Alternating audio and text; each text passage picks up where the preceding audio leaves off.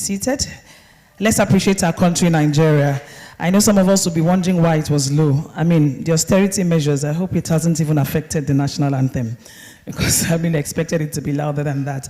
But it's okay. We're proud Nigerians, and we say a big amen to that prayer. Quickly, we're going to go into the introductions, and without wasting much of our time, I want to recognize the presence of the chairman of today's occasion. He's also the national coordinator of the World Wide Web Foundation. Guests, ladies and gentlemen, please help give a round of applause to Engineer Olushola Teniola. Need I say that he was one of the early birds? I mean, it's always a thing of joy to see that guests that are invited are seated, especially, I mean, against all odds. We appreciate you, sir, for your time, and we say God bless you. In that light, also please join me to make welcome the Director of Public Affairs of the NCC, Dr. Ikechukwu Adinde. Of course, he's also standing in for the EVC of the NCC. You're welcome, sir. We also have in our midst Engineer Olushola. I'm sorry, we have, skip that.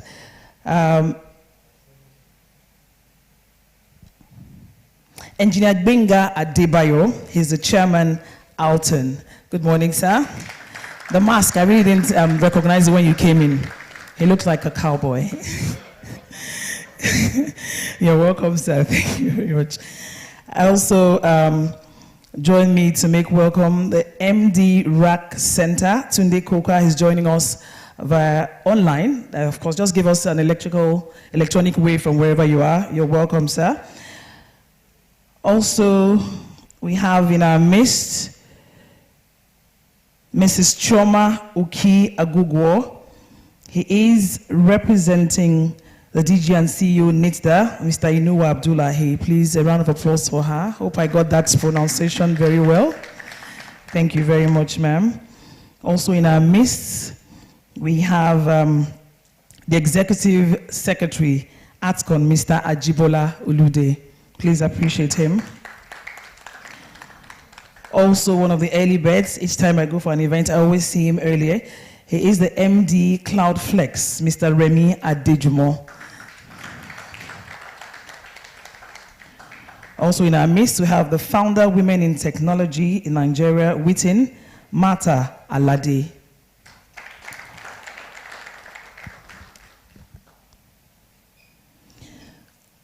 Also,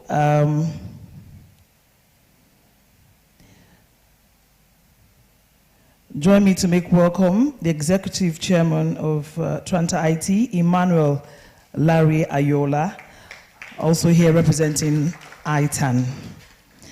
Online joining us, it's also Engineer Ikechukwu Namani, is the ATCON President.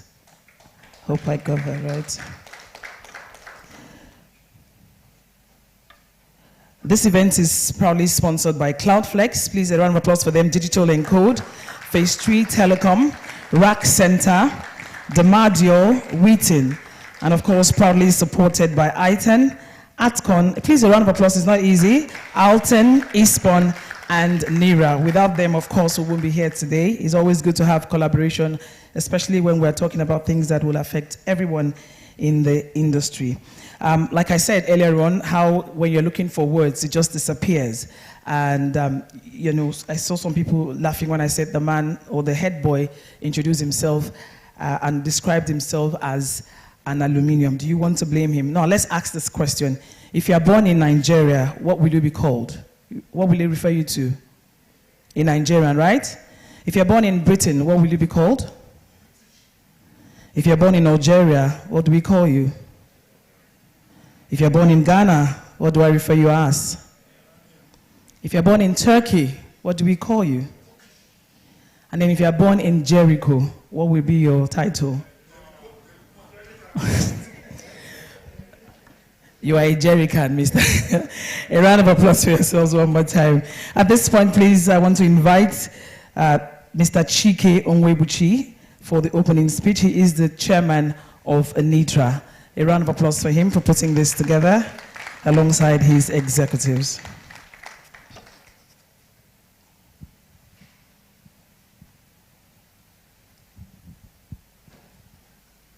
Good morning, all. Our MC omitted one of our major sponsors and supporter of this event, Nigerian Communications Commission, NCC, and Nitra. That is why you see their logo is on top of the banner. So they are the major driver of this event. So we have to give them that kudos. So, and we also recognize the Honorable Minister of Communication and Digital Economy, Professor Esa Pantami. So he also in support of what we're doing, and he's encouraging us, in spite of the fact that he's not here today, but we spoke and he gave us that we should go ahead, that is in support of what we're doing, and encouraging us to do more. So I think on that note, I need to do a small welcome speech. It's not a speech, but it's just to set the stage for all our guests to fall in.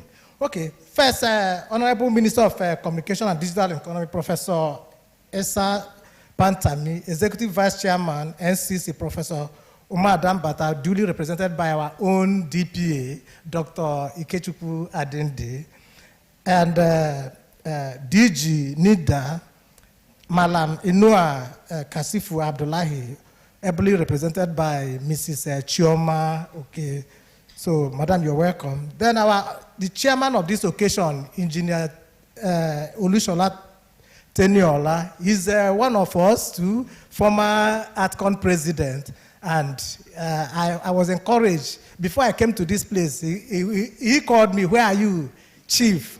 So I said, "I'm very close to the hotel." So I was deeply touched that our chairman came before me. Okay, another of our own, it was difficult for him to be here, but he called me and said, "Chike, I'm supposed to be in Abuja, but I will find a way around it to be here." Engineer Benga Debayo, you're welcome, sir. Then Industrial Association represented ATCON, NCS, ISPON, NIRA, and ITAN.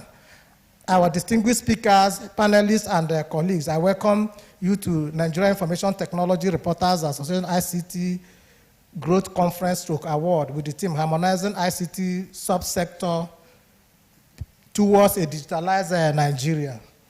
Nitra conceived ICT Growth Conference Award for stakeholders in the ICT industry to chart ways for the growth and development of the sector, as well reward some organizations that have played significant roles in the growth we are witnessing today in the sector.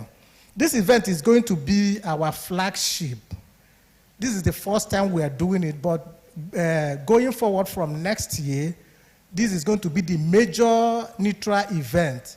And unfortunately, this one is coming a little bit late, so it didn't fall into what some telcos have planned for this year. That is why you did not see the likes of MTN, Globacom, Airtel, and Nine Mobile. Though Airtel is here, also partly representing telcos, but they gave us their goodwill message and promise that from next year that they are going to fully participate in this event. So it's going to come earlier than November.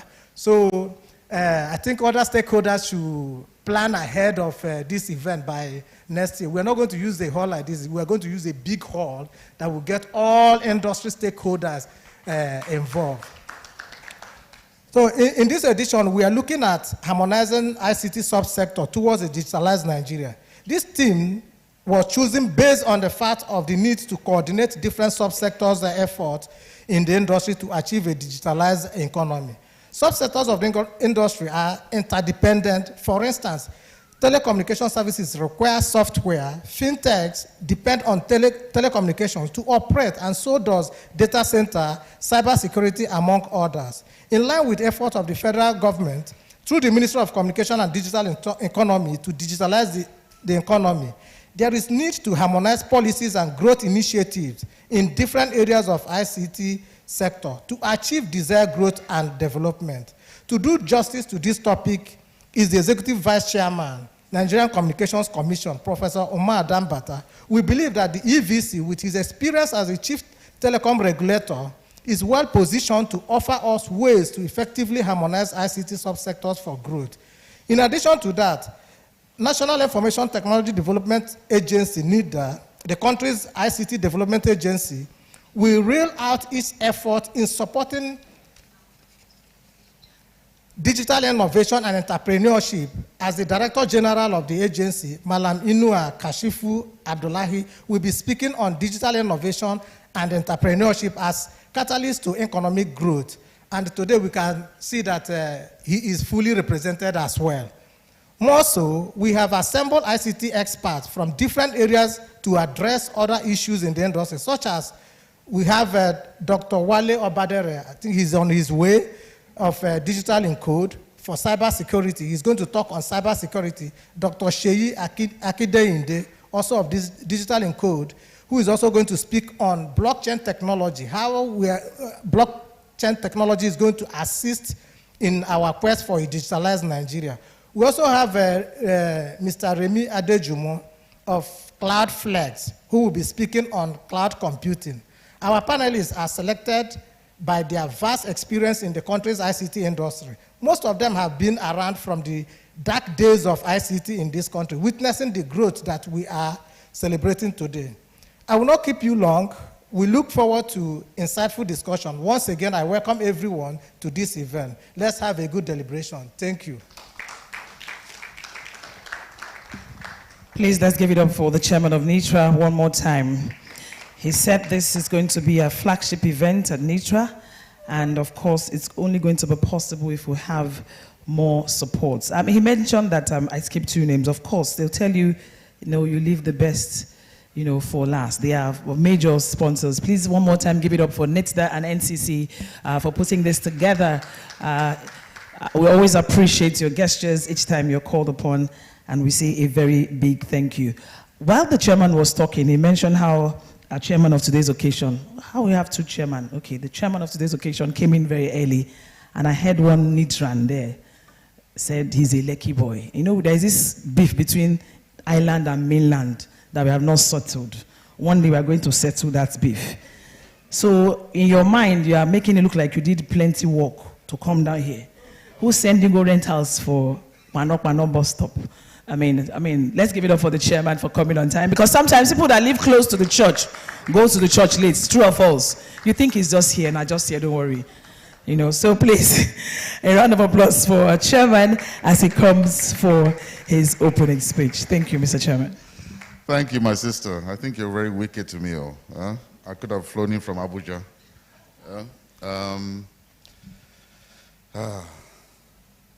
Good morning to you all.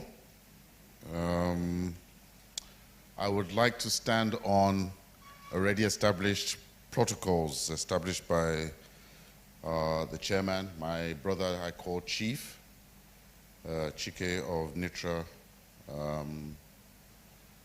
And I also want to recognize that I'm speaking in front of the fourth realm, a very important part of the development of this dynamic ecosystem. I call it dynamic because I remember giving I think it was a paper about 6 years ago to Nitra, and those topics are somewhat different from what we will be talking about today. So it shows you the dynamism of our industry. And thank you for saying I'm part of you. Yes, this has been a journey. There have been others that have played in this space that are no longer with us. You've seen technology come and go, and we're just in the forefront of an auction for a new technology called 5G. Why do I state this? Because it's timely that Nitra has brought this event, because it's talking about subsectors. I think in the past we only spoke about telco, and some of the aspects of this industry was based on whether you built towers or whether you had to configure a classic 5-switch, for those who've been in the industry for quite some time, or you played in the satellite space. You know, before fiber came, and we've migrated from satellite, or we're still migrating from satellite technology to fiber. Now we have an industry that is very significant to the digital economy. Without the telecom space and those actors that have created it, and those that are still yet to come, because I'll touch on a little bit about the transformation that's going on, it's important to note that it's here to serve one purpose. It's here to define Nigeria. Nigeria in its capacity to be part of this global digital ecosystem that is being created. So the theme that we're talking about, as far as I'm concerned as chair, it's really about digital transformation.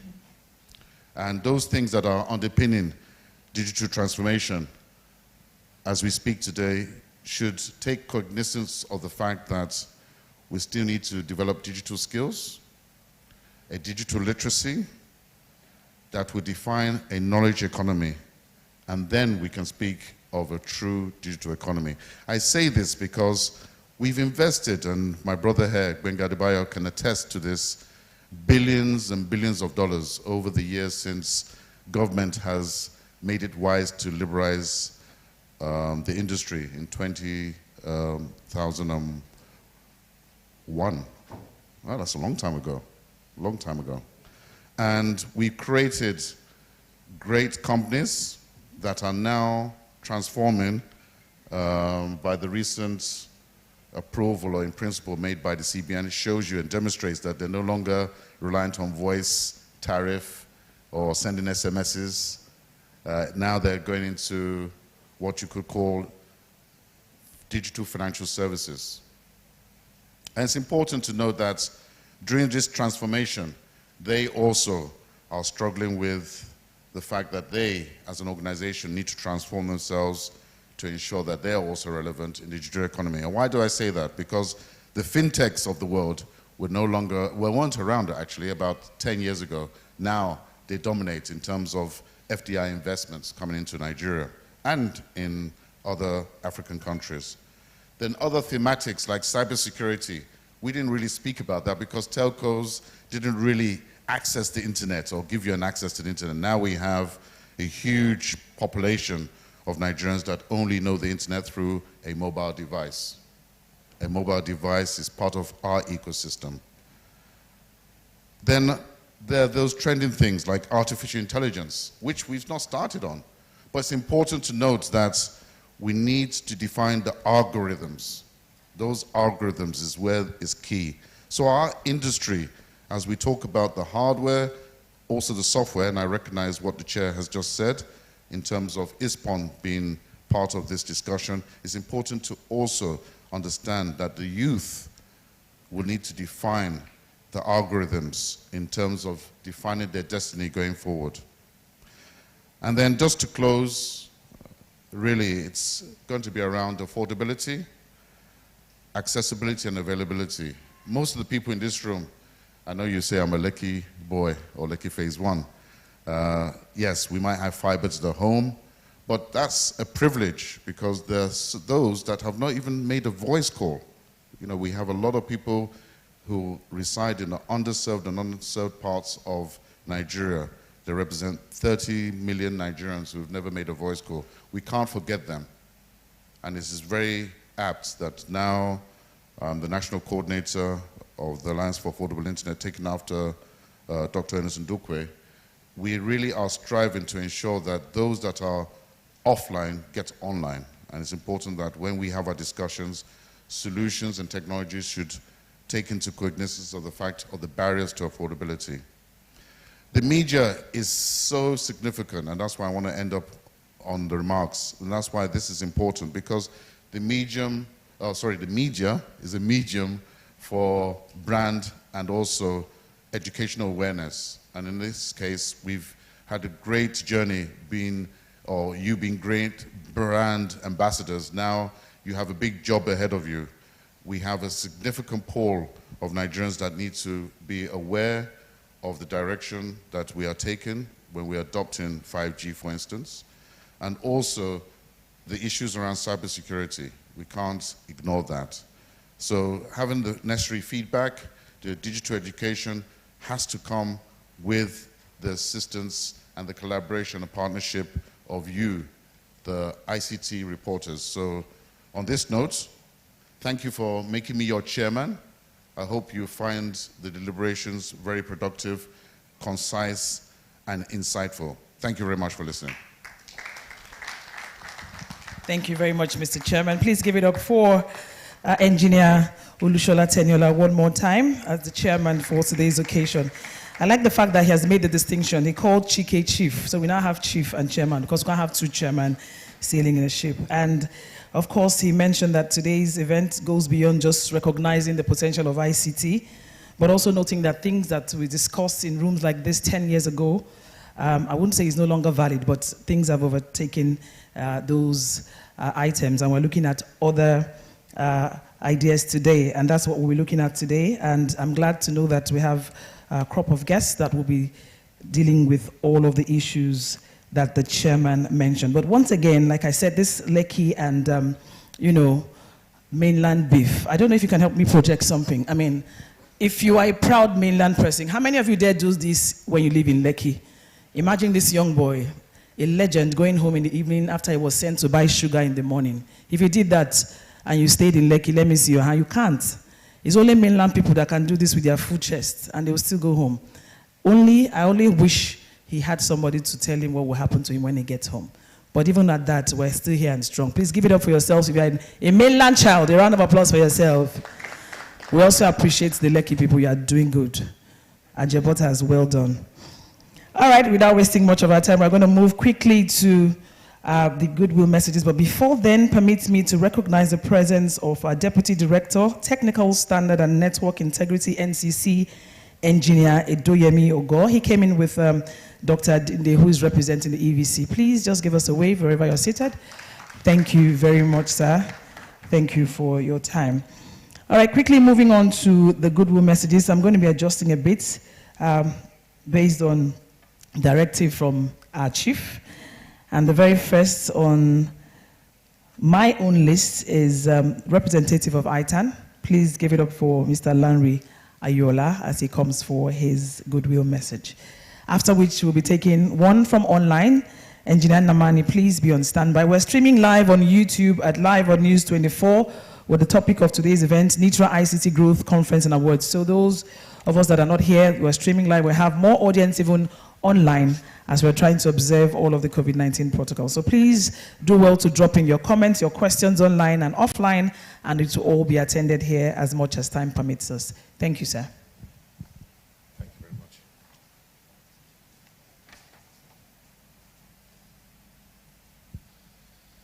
much. Good morning, everybody.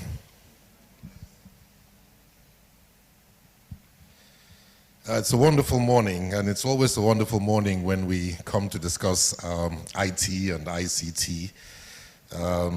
It's been my life for about 30 years, and like Teniola said, some of us who started are not here anymore, so we thank God that we're all here to enjoy the new era of ICT in Nigeria. My name is Lare Ayola, and I'm the Executive Chairman of Transa IT and IoT Africa Networks Limited. I'm also the Vice President of ITAN and representing ITAN today. So my most sincere greetings to the President of Nitra, the Chairman of the occasion, the Honorable Minister of Communications and Digital Economy, Professor Issa Pantami, all the Director Generals of the regulatory arms under the ministry, members of Nitra, members of the press, distinguished ladies and gentlemen.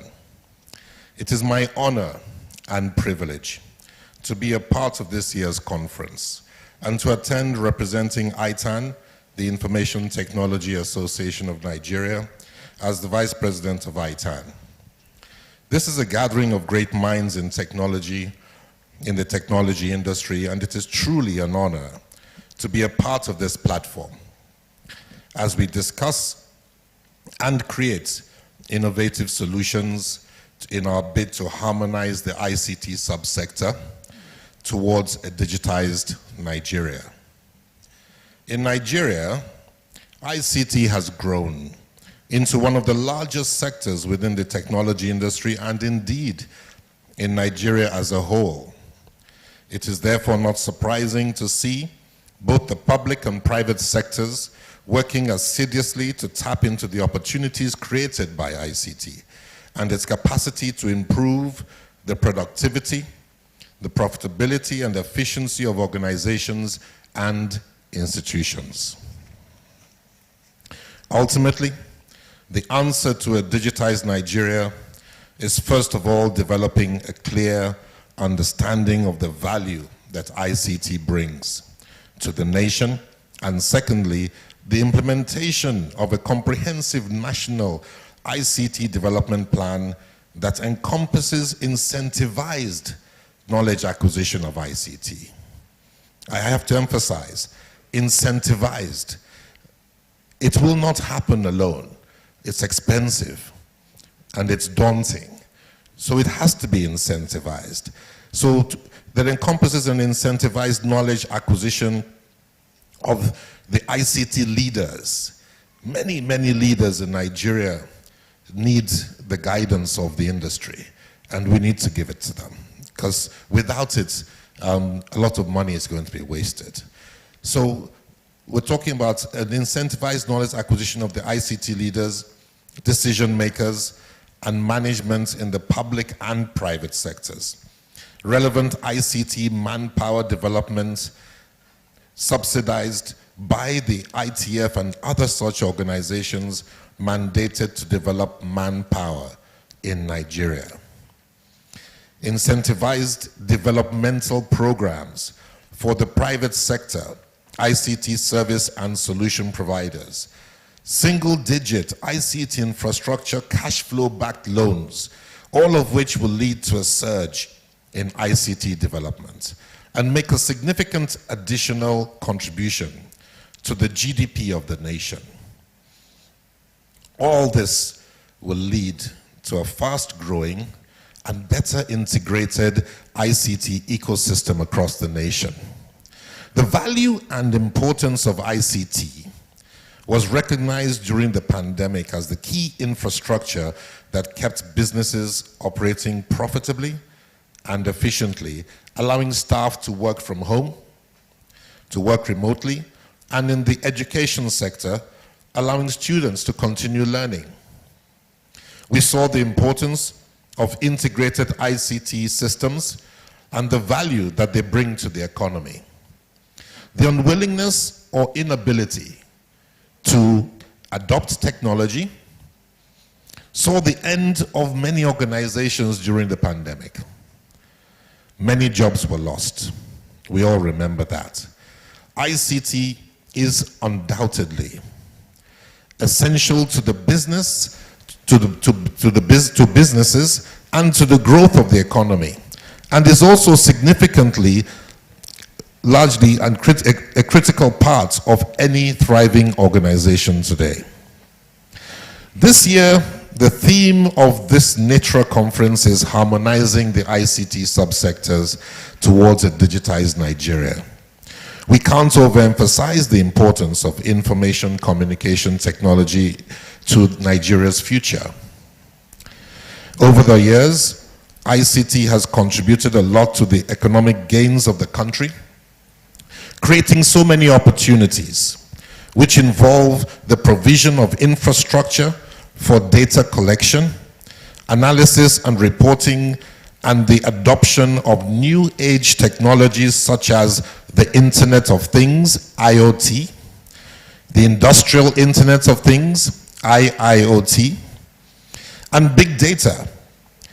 ICT has helped organizations, businesses, and people to communicate better, cut costs, improve productivity, reduce losses, enable better information security and cybersecurity, and improve research capabilities.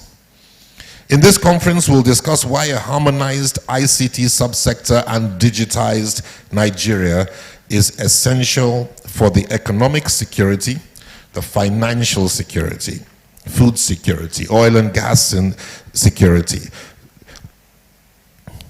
and the security and safety of information and assets and people, dry stock and wet stock, and everything valuable in the country is dependent on our ability to harmonize the ICT subsectors for the overall digitization of Nigeria.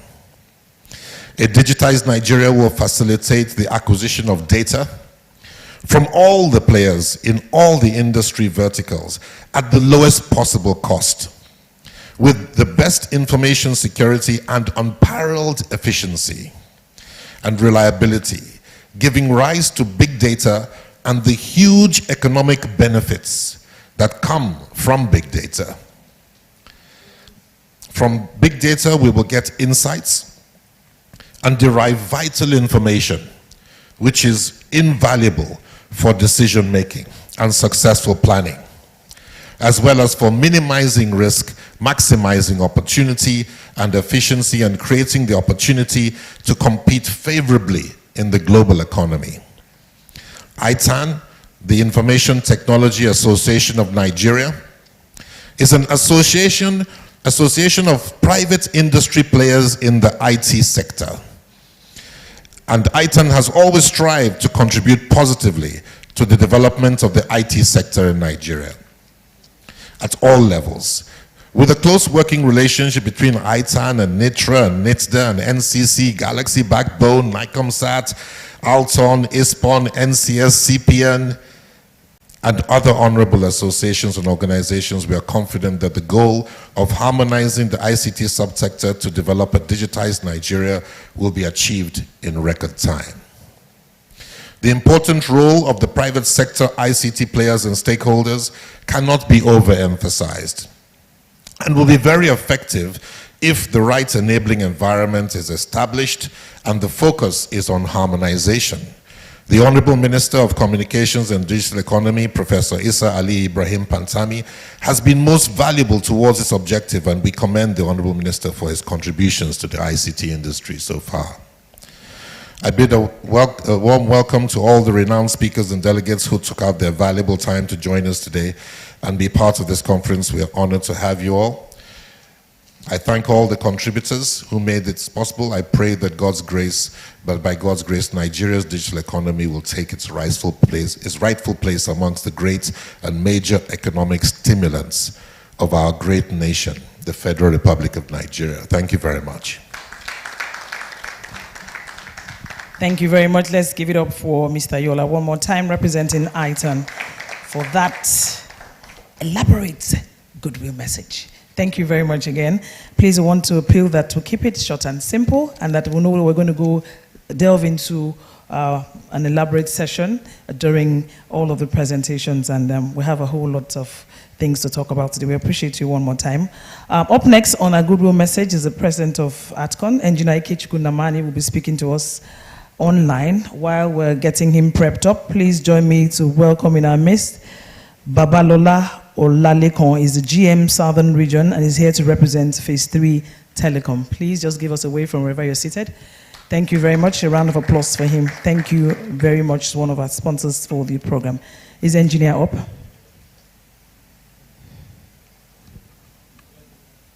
Okay, so let's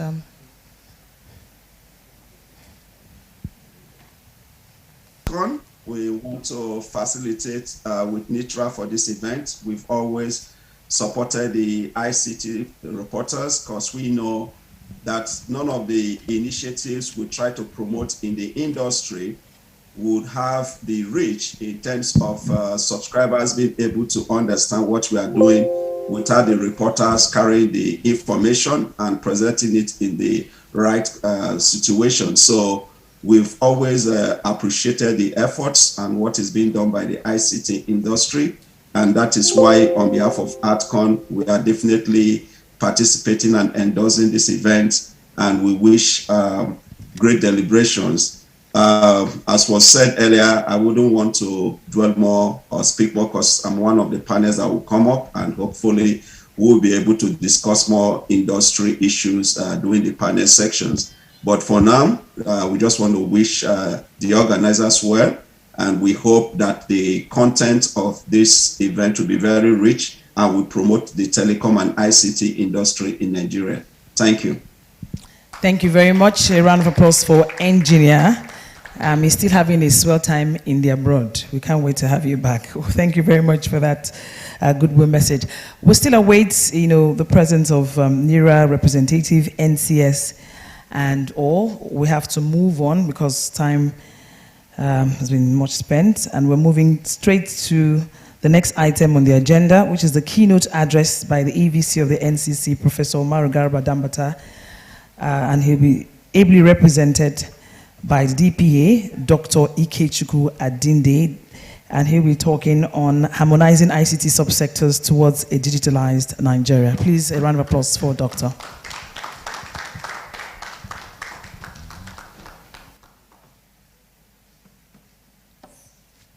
Thank you very much, Louisa. When you first introduced the sponsors of this event and you left NCC and Nitra, I wasn't worried because right there on the banner, the audience could see our footprints.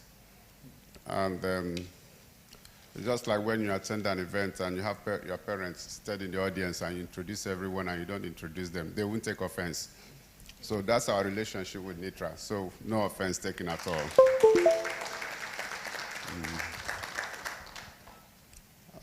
I would like to present this speech, keynote speech,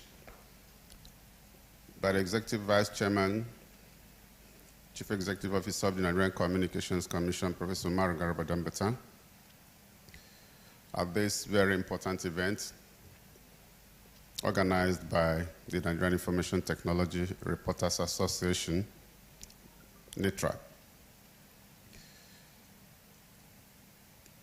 The special guest of honor, I understand the Honorable Minister of Communications and Digital Economy is supposed to be the special guest of honor at this event, Professor Isa Ali Ibrahim Pentami, the chairman of Alton, Engineer Gbenga Adebayo,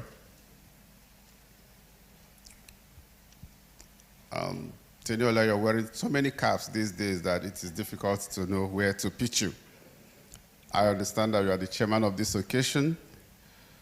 Looking at the information before me, I also understand that you are the chairman of a World Wide Web initiative. And then in addition to that, Teniola is also the national coordinator of Alliance for Internet. A round of applause for him.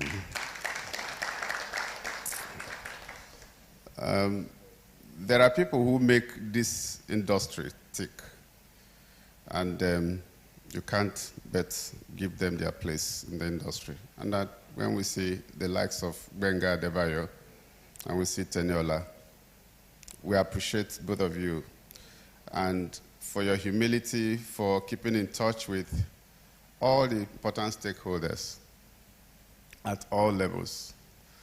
The big operators, the small operators, and then of course the media, a very important professional group as the Nitra. When I came in and I saw you, I said, wow, that I'm learning a huge lesson from how you connect and network, you and Teniola. I want to say thank you. So you can't be discussing this sector if you're not talking about Alton, Atcon, and the role they play. And that's the reason we've also seen our own dear Ikechukwu Namani come on stream to present his goodwill message. The Executive Vice Chairman, Professor Umaru Garba Dambata, is a friend of Nitra, is a friend of the media. And the NCC, as a tradition, continues to build a robust relationship with the media because we recognize the centrality of the media in the work we do as a regulator of a very dynamic industry. I want to recognize other dignitaries here present. The earlier protocols that have been so well established by previous speakers have recognized them. Distinguished ladies and gentlemen, I have a very long speech. When a professor writes a speech, you know what it means. I have an 8-page speech, and this being the keynote, I hope you will indulge me with the time to go through this presentation. I will read through the speech, but I will also, in the course of the presentation, speak of this paper as the need arises. I am delighted to have been invited to this ICT Growth Conference and Awards organized by the Nigerian Information Technology Reporters Association, holding here at the Oriental Hotel, Lagos. I understand that this initiative is part of efforts by this very important association of media professionals to bring industry stakeholders together to discuss key issues bordering on the development of the information and communications technology industry. We're also pleased to always identify with Nitra, a very important professional association of ICT journalists in the country, which has, over the years, remained a strategic partner of the Commission. Indeed, strategic collaboration and partnership is a key element of my strategic vision plan 2020-2025. And consistent with that, Nitra stands tall as a major stakeholder in our drive for the advancement of the industry.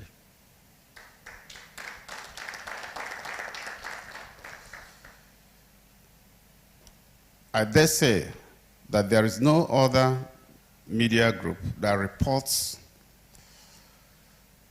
the telecommunications industry as much as Nitra does. And to that extent, we value the work that you do. The thematic focus of this event, harmonizing ICT subsectors towards a digitized Nigeria, is quite timely and apt, as it provides us, as telecom industry regulators, opportunity to share our thoughts on how we can collectively create synergy among the various subsectors of the ICT industry towards achieving the much desired growth of the industry. Ladies and gentlemen, the various subsectors of the entire value chain of the ICT industry, including the telecoms, the software, hardware, infrastructure, value-added services, fintech, innovation, technology startups, among others, are witnessing various degrees of growth with the rapid evolution of digital technologies. Each of these subsectors of the ICT industry is very critical to the sustainability of the growth and the contributions of this very important industry to the national economy. As a nation, developing the ICT industry remains a crucial agenda in our quest for socio-economic development in general and in the process of regional and global economic integration in particular. In addition, the ICT industry constitutes a strategic priority for countries in the sub-region in the fight against poverty and in promoting education at all levels. As a matter of fact, ICT contributes to increasing productivity in all sectors, creating a conducive environment for market expansion beyond national borders, and benefiting from economies of scale, reducing costs, and facilitating easy access to services, particularly in the fields of administration, education, health, financial services, facilitating access to research, developing ICT-related products and services, contributing to better governance as an essential ingredient for growth through increased participation, accountability, and transparency in the delivery of services. Embracing ICT, therefore, gives broader possibilities of positive externalization and encourages creativity, learning, and augments people's attitudes to resolve problems. However, its influence on the overall growth of an economy depends on a number of factors, one of which is the extent to which all the subsectors interact, integrate, and work with a sense of harmony as technologies evolve. In ensuring harmonization of these subsectors, there is a need to always ensure that the legal and regulatory regimes, as well as the national ICT institutional frameworks, have mutually inclusive handshake towards ensuring a digitized economy.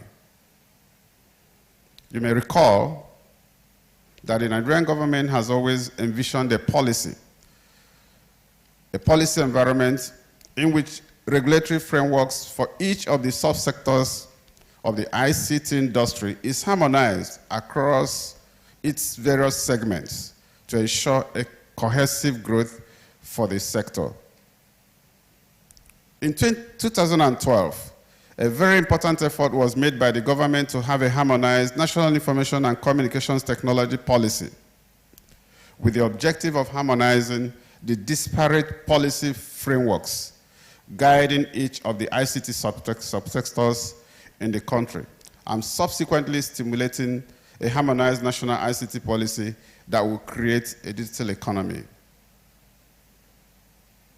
To further give emphasis to this, the Honorable Minister of Communications and Digital Economy, Professor Issa Ali Ibrahim Pantami, in 2020, unveiled the federal government's National Digital Economy Policy and Strategy, NDEPS, 2020 to 2030,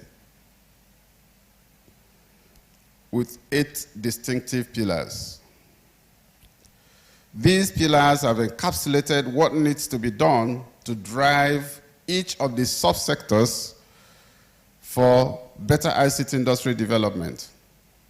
I will take a bit of time to run through each of these pillars in order to provide some explanation as how each of the pillars mutually reinforce the other for the much desired integration of the ICT ecosystem, and to also give a hint on how the government intends to synergize all of them for an effective digital economy.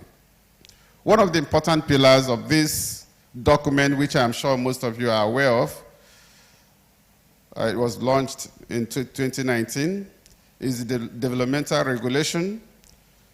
This speaks to effective regulation of ICT and digital sector in a way that enables development of the entire economy.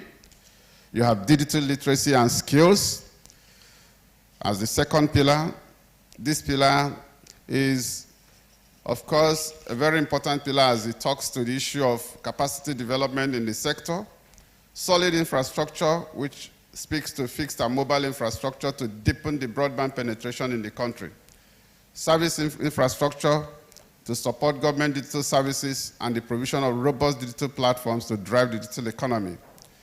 The soft infrastructure, which strengthens public confidence in the use of digital technologies and participation in the digital economy. Digital services development and promotion.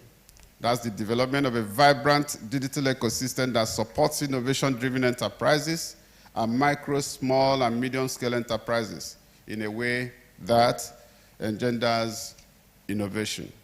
The seventh pillar of this very important document is digital society and emerging technologies. This focuses on tying the development of the digital economy to indices of well-being in the lives of the ordinary citizens, mentoring startups on emerging technologies and deploying their solutions. And finally, we have indigenous content development and adoption. This policy framework gives preference to digitally skilled Nigerians for government-funded projects in line with Executive Order 003 and 005 of the current administration. The NDPES represents an important and significant milestone in our national efforts to develop a harmonized and integrated policy framework for the ICT sector. Suffice it to say that these pillars will accelerate the development of a digital economy in Nigeria if faithfully implemented. Consequently, in an effort to implement policy expectations contained in this document and other similar digital economy targeted policies, such as the National Broadband Plan, among others, the NCC developed a new strategic vision plan and its internal strategic management plan. As you are aware, Professor Marigal Dambata assumed office in 2015 and launched an 8-point agenda, which became the plank of his administration for that first tenure. At the expiration of that period, upon assumption of office, his reappointment early last year, he also rolled out a second vision plan, which integrates with the Commission Strategic Management Plan. It is important to note that many of the elements and key performance indicators that are envisaged in our Strategic Management Plan and the Strategic Vision Plan derive substantially from the National Digital Economy Policy and Strategy document. The new roadmap, which we call the SVP2, is a 5-point agenda, has the original objective of increasing connectivity, driving innovation, and service experience, among others. It should be emphasized at this juncture that as our media partners who daily report the ICT industry, and in particular the telecommunications sector to our stakeholders, including existing and potential investors, the NCC has been at the forefront of facilitating the deployment of broadband infrastructure required to drive each sector of the economy and promote the use of emerging technologies for the development of a digitized economy. Today, we can't talk about broadband without making reference to the key industry association or trade groups, of whom the chairman is here, Professor Gbenga Adebayo. The challenges of broadband, well known, the successes and all of that. Every time we look at broadband statistics, the question that everyone asks is, are we making progress? The answer is yes. Relative to the past, we are making progress. Today, thank you. Today, despite all the challenges, internet broadband experience in Nigeria is facilitating service delivery across all segments of business, across institutions. In the wake of COVID-19, it was clear that without the availability of broadband services, Nigeria would not have been able to navigate through the COVID-19. And indeed, what came out clearly was that ICT sector has actually become the backbone of the economy and not the oil sector, as can be seen progressively since the advent of this COVID. In the most recent statistics that was released, ICT contributed a whopping 17.92%, surpassing the oil sector by a wide margin. And I think it is something that deserves applause for the country. So it shows, therefore, that Nitra is focusing on a very important sector, which is going to become the backbone of this economy. As they say, the 21st century wealth is no longer in the oil sector, it is in the digital economy. And that's why an event like this that is focusing on ICT growth is so important. Ladies and gentlemen, I would also like to say that globally, the exponential and progressive growth in ICT innovation, adoption, and usage have become the pivot for the development of the digital economy enabled by technology convergence. Telecommunications, the internet, and other innovative technologies have combined to reshape the ICT landscape. From the most recent statistics, just to give a sense of what it is, there are about 4.66 billion internet users, 4.48 billion active social media users. And then for digital content and digital media, they account for over 90% of the users of these digital services. And that speaks to the enormous amount of information and data that is available, and that the role that media people like you are playing in terms of content and media activities that go on in the digital space. I think the media deserves a round of applause for that. We have also witnessed an increasing development in the area of digital publications. Today, we do not need to sit in a brick and mortar building to be able to receive information. Many of you here who disseminate our press releases, our press statements, what we simply do, once we release them, it goes viral. The next day, somebody is calling me, almost in the next minute, somebody is calling me from Europe and America and saying, "Ike, you guys have released a press statement." The most recent was the Flubot malware that we released.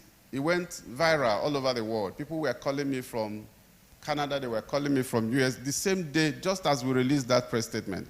That is to show the power of the social media and the communication on the digital media space, where you people play your role. And I think it so underscores how significant that the job that you're doing is as we drive the development of the ICT sector.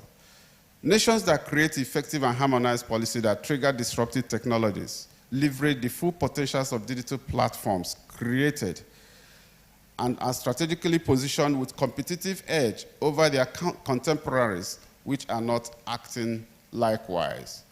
Most of the very advanced economies today with very high development indices are countries that have also done very well in terms of ICT innovation. Countries like Switzerland, United States, United Kingdom, and the rest of them. Switzerland is ahead when it comes to global competitive index in innovation. And I think it points to where the future is for the rest of us. Having a robust broadband infrastructure enables a nation to acquire strategic edge in dynamic industries, build strong economic foundations, develop an effective and efficient financial system, and create a vibrant environment for ICT innovations that impact all sectors. Earlier, when Teniola was speaking, he made reference to the fact that a huge proportion of the foreign direct investments that we had experienced recently in the economy have come from ICT startups. Of course, we know a couple of them. Every time you want to talk about ICT companies like Flutterwaves, you want to talk about Paystack and the rest of them, the work they are doing. And there are many more that we are not even seeing their impact because they are not visible in the ecosystem. But they are doing so much in the background. Globally, we have witnessed the huge contributions of emerging technologies to the growth and success of the digital economy. Some of these technologies include 5G, mobile broadband, Internet of Things, artificial intelligence, blockchain, autonomous and near-autonomous vehicles, augmented virtual reality, biometrics, cloud computing, quantum computing, and of course, robotics and so on. A cousin of mine called me just 2 days ago and he said to me that, he said, "Uncle," I said, "What is it?" He said, "I need some money." I said, "For what?" He said, he wants to do a trading in cryptocurrency. And they say, "Hey, you're a civil engineer." He said, "Look, I graduated 3 years ago, but there's no job to do. But I have been doing some trading on a crypto platform and I want to deepen my skills." And I said, "How much do you need?" He said, "He needs 100,000. I sent him the money. He called me 1 week after and he said to me that, "Look, can you believe that I made so much just in 24 hours? And I said, "How are you guys doing that?" "I know nothing about digital trading because I'm so scared of being on the platform." But just imagine the quantum of activities that are going on for the millennials. That's where they are spending their time. That's where they are spending their creativity. And they are building skills that do not belong to our generation. The future is in the digital space. And many of the young people in Nigeria are actually utilizing this availability of broadband services to actually do great things. And it's helping to actually calm a lot of the economic nerves that people that would have been frayed in the system. And so to that extent, this sector holds huge potentials for the Nigerian economy. And that's the reason reporting the progress of the sector, continuing to focus on the importance of the sector from the media perspective is so important. And we want to thank Nitra again for the work they are doing. Indeed, the digital economy has come to to be recognized as a platform for conducting hitherto traditional economic activities using the internet and emerging technologies, based on which significant developments have happened globally, resulting to socio-economic growth of societies. The digital economy influences everything from capital redistribution to benefit sharing and growth. The new digital world. We woke up 3 weeks ago to hear that Facebook has changed its name to Metaverse. To Meta, sorry. And then because there is a new concept that has been there that nobody has been paying attention, and that is the term Metaverse. It changed its name. Again, it is an area where I think you guys in the media need to also spend a little more time to understand what this Metaverse is all about.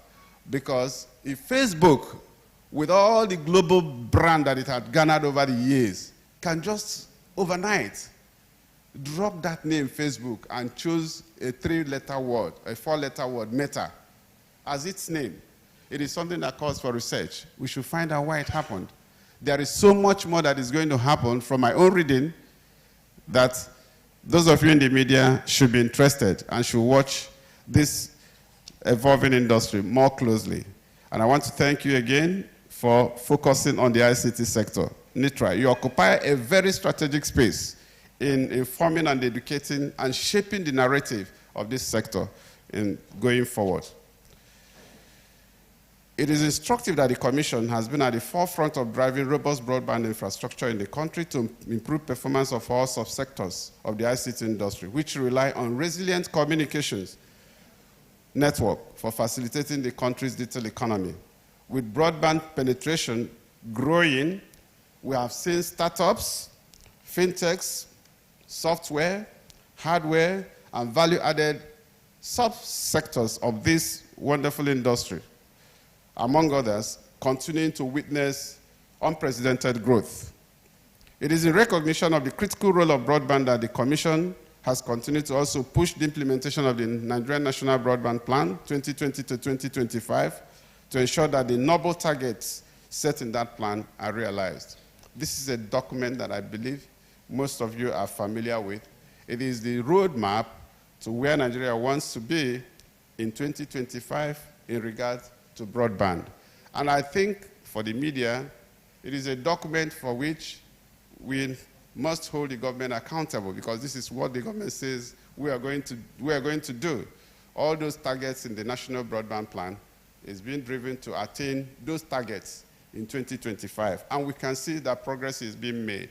If we look back to 2015, as low at 6%, today we are talking about over 40% broadband penetration. I think it's quite encouraging, and it just shows that the future trajectory is an upward trajectory. Ladies and gentlemen, as you are aware, the Commission recently took a major step towards the implementation of the 5G plan as approved by the federal government. The stakeholder engagement on the auction of the 5G spectrum following the publication of the information memorandum was organized just a week ago. Many of you were there at that event. The Commission, I'm happy to announce, has published the final information memorandum on the proposed auction with comprehensive responses to stakeholders' comments on its website and the media. You can check today's edition of The Guardian and This Day. You see the announcement relating to, if you go to our website this morning, you'll see the final IM. The entire process leading to the final auction in December 2021 are available on the Commission website, and I invite you to please peruse these documents, glean the information from there for the purpose of reporting our progress towards the eventual launch of 5G. The launch of 5G will deepen the telecommunications industry by opening new frontiers for businesses, bolstering innovation, creating more jobs, and further enhancing the efficiency and contribution of the sector to the nation's gross domestic product.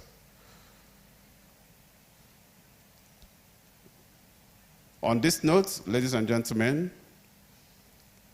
I wish to congratulate the Nitra for organizing this very important event.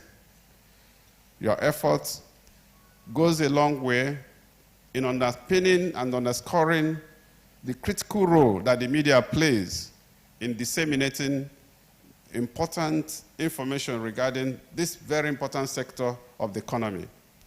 I wish to reiterate the NCC's belief and effective synergy of regulatory frameworks and policies of subsectors in the ICT industry, as contained in the NDEPS.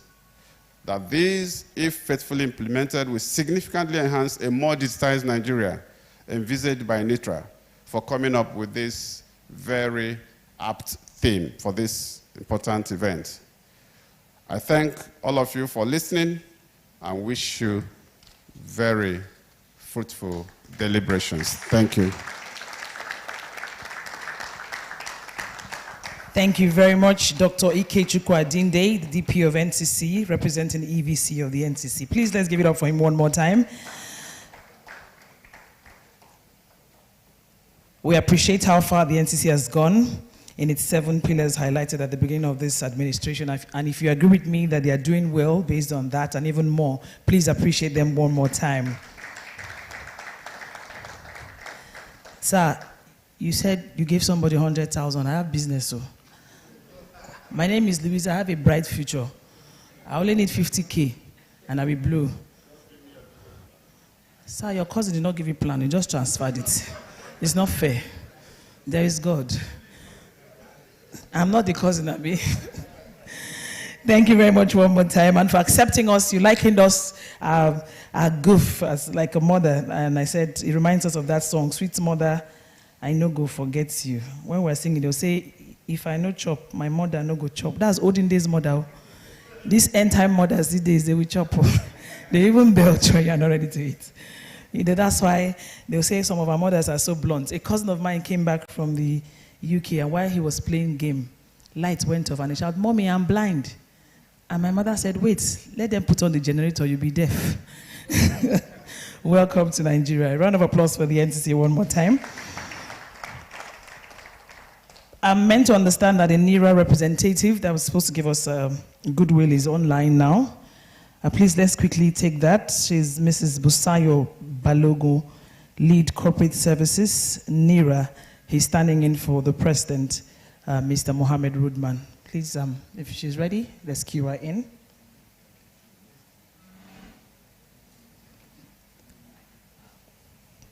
While we are getting her set, while the DPA was speaking, Mr. Wale Obadari walked in. He's a Chief Visionary Officer, Digital Encode. Please just give us a wave. Thank you very much. We also have Dr. Sheyi Akindeinde, CTO, Digital Encode. Thank you very much. Is she ready? Okay, please. Good afternoon. Good afternoon, everyone. I don't know if you can hear me. Yes, we can. Okay, good afternoon, everyone. My name is Busayo Balogun, the Head Corporate Services at the Nigerian Internet Registration Association, NIRA. On behalf of the President of NIRA, Mr. Mohammed Rudman, I'd like to thank Nitra for giving us this opportunity to be a part of this event and to give this welcome remarks. We recognize in NIRA, we recognize the importance of information management in the world of access, such as we find ourselves. And we're glad to announce that Nitra has supported, NIRA by promoting the .ng brand, in creating and promoting awareness and helping to grow the number of .ng domains. NIRA as the custodian of a national resource, which is the .ng, the country code top level domain, is committed, we're strongly committed to the growth of the ICT industry in Nigeria. We're also committed in ensuring, that we realize, the vision of the National Information Technology Development Agency, NITDA, and by extension, the Ministry of Communications and Digital Economy towards the drive, in promoting a sustainable and efficient digital economy. Once again, we want to reiterate NIRA's commitment to supporting Nitra and all other stakeholders in this drive in achieving digital inclusion at all levels. Once again, we'd like to thank Nitra for this opportunity. We appreciate it, and we wish you the very best in this event as it goes on. Thank you so much. Thank you very much, everyone. Thank you very much, Mrs. Busayo Balogu there, Lead Corporate Services NIRA, speaking on behalf of the President of NIRA. Well, thanks to technology, from anywhere we can still talk and communicate, and that's why we're here chatting the future and knowing that all that is coming in years down the line cannot be possible alone, but of course with the collaboration of everyone in this room and more. Quickly, we're moving on, and I'm going to be tweaking one or two things from the program. You notice that I actually skipped a goodwill from Alton because he's going to be doing a 2-in-1 speech, and he has to run off. So I would crave the indulgence of our guests to please invite Engineer Benga Adebayo for his speech. He will set his tone for that session so that even when he leaves, we'll continue, with that stead and move on. Please give it up for Engineer Benga Adebayo as he speaks on challenges of ICT infrastructure and expanding broadband penetration. Thank you. Thank you so very much. Thank you, Master of Ceremony, for the very warm introduction. Let me also thank the audience for allowing that I'm called up at this time to give my remarks. I would like to stand on already established protocol. But because I'm an African and I'm a Nigerian, I cannot but pay respect to all of whom respect is due to. And therefore, I want to recognize with appreciation the Honorable Minister of Communication and Digital Economy. I want to recognize the EVC of NCC, my worthy superior. I need to thank the chairman of Nitra, my friend Chike. Only today I learned that he's a chief. I call him the wise man from the East, but with what I'm told today, I will now refer to him as Chief Chike. The white chief from the East. Thank you very much, ma'am. I must also recognize and thank my friend and brother, chairman of event, Engineer Dr. Olushola Teniola. They added again another one to your own today. They say you are lucky big boy. I remember that. So when they send the invitation for donations, one will come to you. I must thank and recognize with much respect the representative of the EVC of NCC, Dr. Ikechukwu Adende, a man of many parts. When I met him many years ago, I was on the board of the DBI, and he was there as the director of DBI. There are doctors and there are doctors. Because this doctor thing, you just hear it, they say doctor. But his own is proper doctor. And he's a doctor of book, not just a doctor. Because there are also doctors of animals and plants. There are doctors of human beings. There are doctors of book. He's a doctor of book. So, and as you see him, he looks very simple. He looks an ordinary man. But he's really an extraordinary man, doing many good things. So we thank you so very much, sir, for all that you do. And I know this is your territory, because the media people are your people. But I want to lay claim to them today that they are more my people than your people. And so the importance of Nitra cannot be overemphasized. And I must thank all of you for being so consistent in the things that you do. Because if you don't tell the story, no one will tell it for us. The industry can be so good, be so productive, and be so well performing. If no one is telling the good story, we'll be like lighting our candle and putting it under the table. So to Nitra and to all of you, we want to say a big thank you. Thank you for your enormous good work. I say so with all humility. The good work that you do is taking us to miles. And Dr. Adinde said it. A post from the commission Minutes after, it's all across the world. Who did it? Media.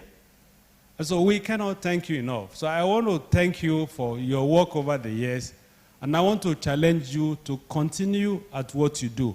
Me, I try to do many things, but it looks like I don't know how to do any other thing than telecoms. So this industry must work, and it must continue to work. And I am glad that the role you have all played in the last 20 years has seen not only to the tremendous development of the industry, but has seen to the good story of the sector. So we thank all of you. I mean, today we are few in number here, but you know, even the Holy Book says it, that where 2 or 3 are gathered. So we look few in number here, but we are few in number in the room, but several all over the world. So Nitra, we say a very big thank you, and we do congratulate you. And I just would like to challenge your leadership. And after now, I would like to speak with Chief Chike offline. You must think that about some of you who in a few years may be due to retire. What happens? Maybe we need to begin to think about setting up some form of trust fund that when people exit from service, there is something to fall back to. I'm glad the NCC is here.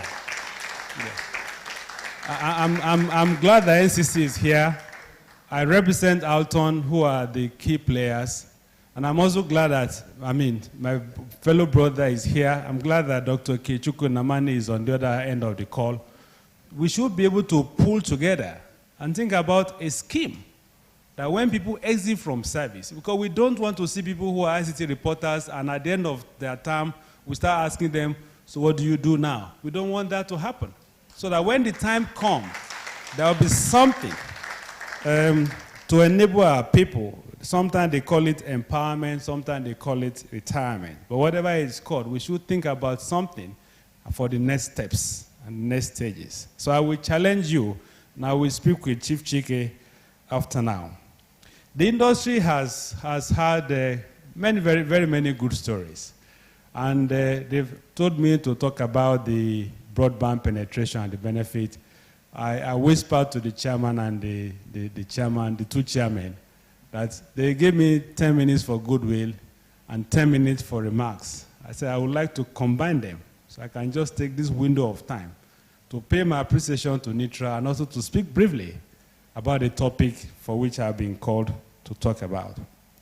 NCC has done extremely well because you know also there are regulators in other sectors. There are regulators. Electricity has regulator. Transport has regulator. Roads have regulator. Aviation has regulator. When your flight is cancelled, and God help you, you are leaving Abuja on Friday night, and they say 1 hour delay, 2 hours delay, 3 hours delay, you look at the time, you can't go back to the city. You can't sleep at the airport. You start praying that may these flights come. When the flight eventually come at 11 o'clock, you board the plane, you arrive Lagos, say, thank God I arrived. No address to complain. Nobody to talk to. But if you do recharge your device with 200 naira and you don't get value, there are tens and tens and tens of access by which you can complain to the regulator. And I have seen it. NCC writing to a player, a member of ours, for some complaint about 1,000 naira and saying, please address this issue because it is a subscriber complaint. So they're not looking at the value of that, but they're looking at the impact on that individual. And so for this and many more, we cannot thank NCC enough for the good role that they play. And you know, it's good that I'm the one that is independent. I don't work for the regulator. So when they do it well, I can say it. When it is not so good, I can give opinion. But the fact is that if it is good, there is no other name to call it than good. So we thank the NCC, and I take reference to the NIN-SIM integration. You recall that when the directive was given that we need to start to integrate SIM and NIN, the challenge is where do people get their enrollment? People start asking questions. NIMC has been on it for many years. They've been able to do only very little under the circumstances. But with the leadership, under the leadership of the minister, with the cooperation of all the stakeholders, for which we must also thank NIMC for being receptive of coordination and support by other people in the digital ecosystem, the enrollment now has had significant jump from what it was. And we have Engineer Doyemi in the house. Please be recognized. Please stand up, sir. I asked him to do so because he's one of the lead implementers. We had, every week they were meeting. I think twice a week they were meeting to discuss both at NCC level, at industry level, at NIMC level, to see how to move things forward. And so the numbers that we are reporting today is traceable in part to the effort that has been made by him and other members, as driven by the NCC, with the coordination of the Honorable Minister. And so this is just one of the things that the sector has been able to do as a way of growing our digital ecosystem, among other things. So Engineer Doyemi, I really thank you for the good work. I looked at my addresses a few years ago on where we are or where we have been as an industry. And to be honest, I didn't find too many things different to say about our challenges. Be it issue of power, issue of security, issue of site acquisition, issue of multiple taxation. I didn't find too many different things to say. And so when they asked me today to talk about the impact of broadband on the economy and the progress we are making, I simply say, I will re-echo the same thing that I have said over many years. Because the fact is that we are the most visible sector.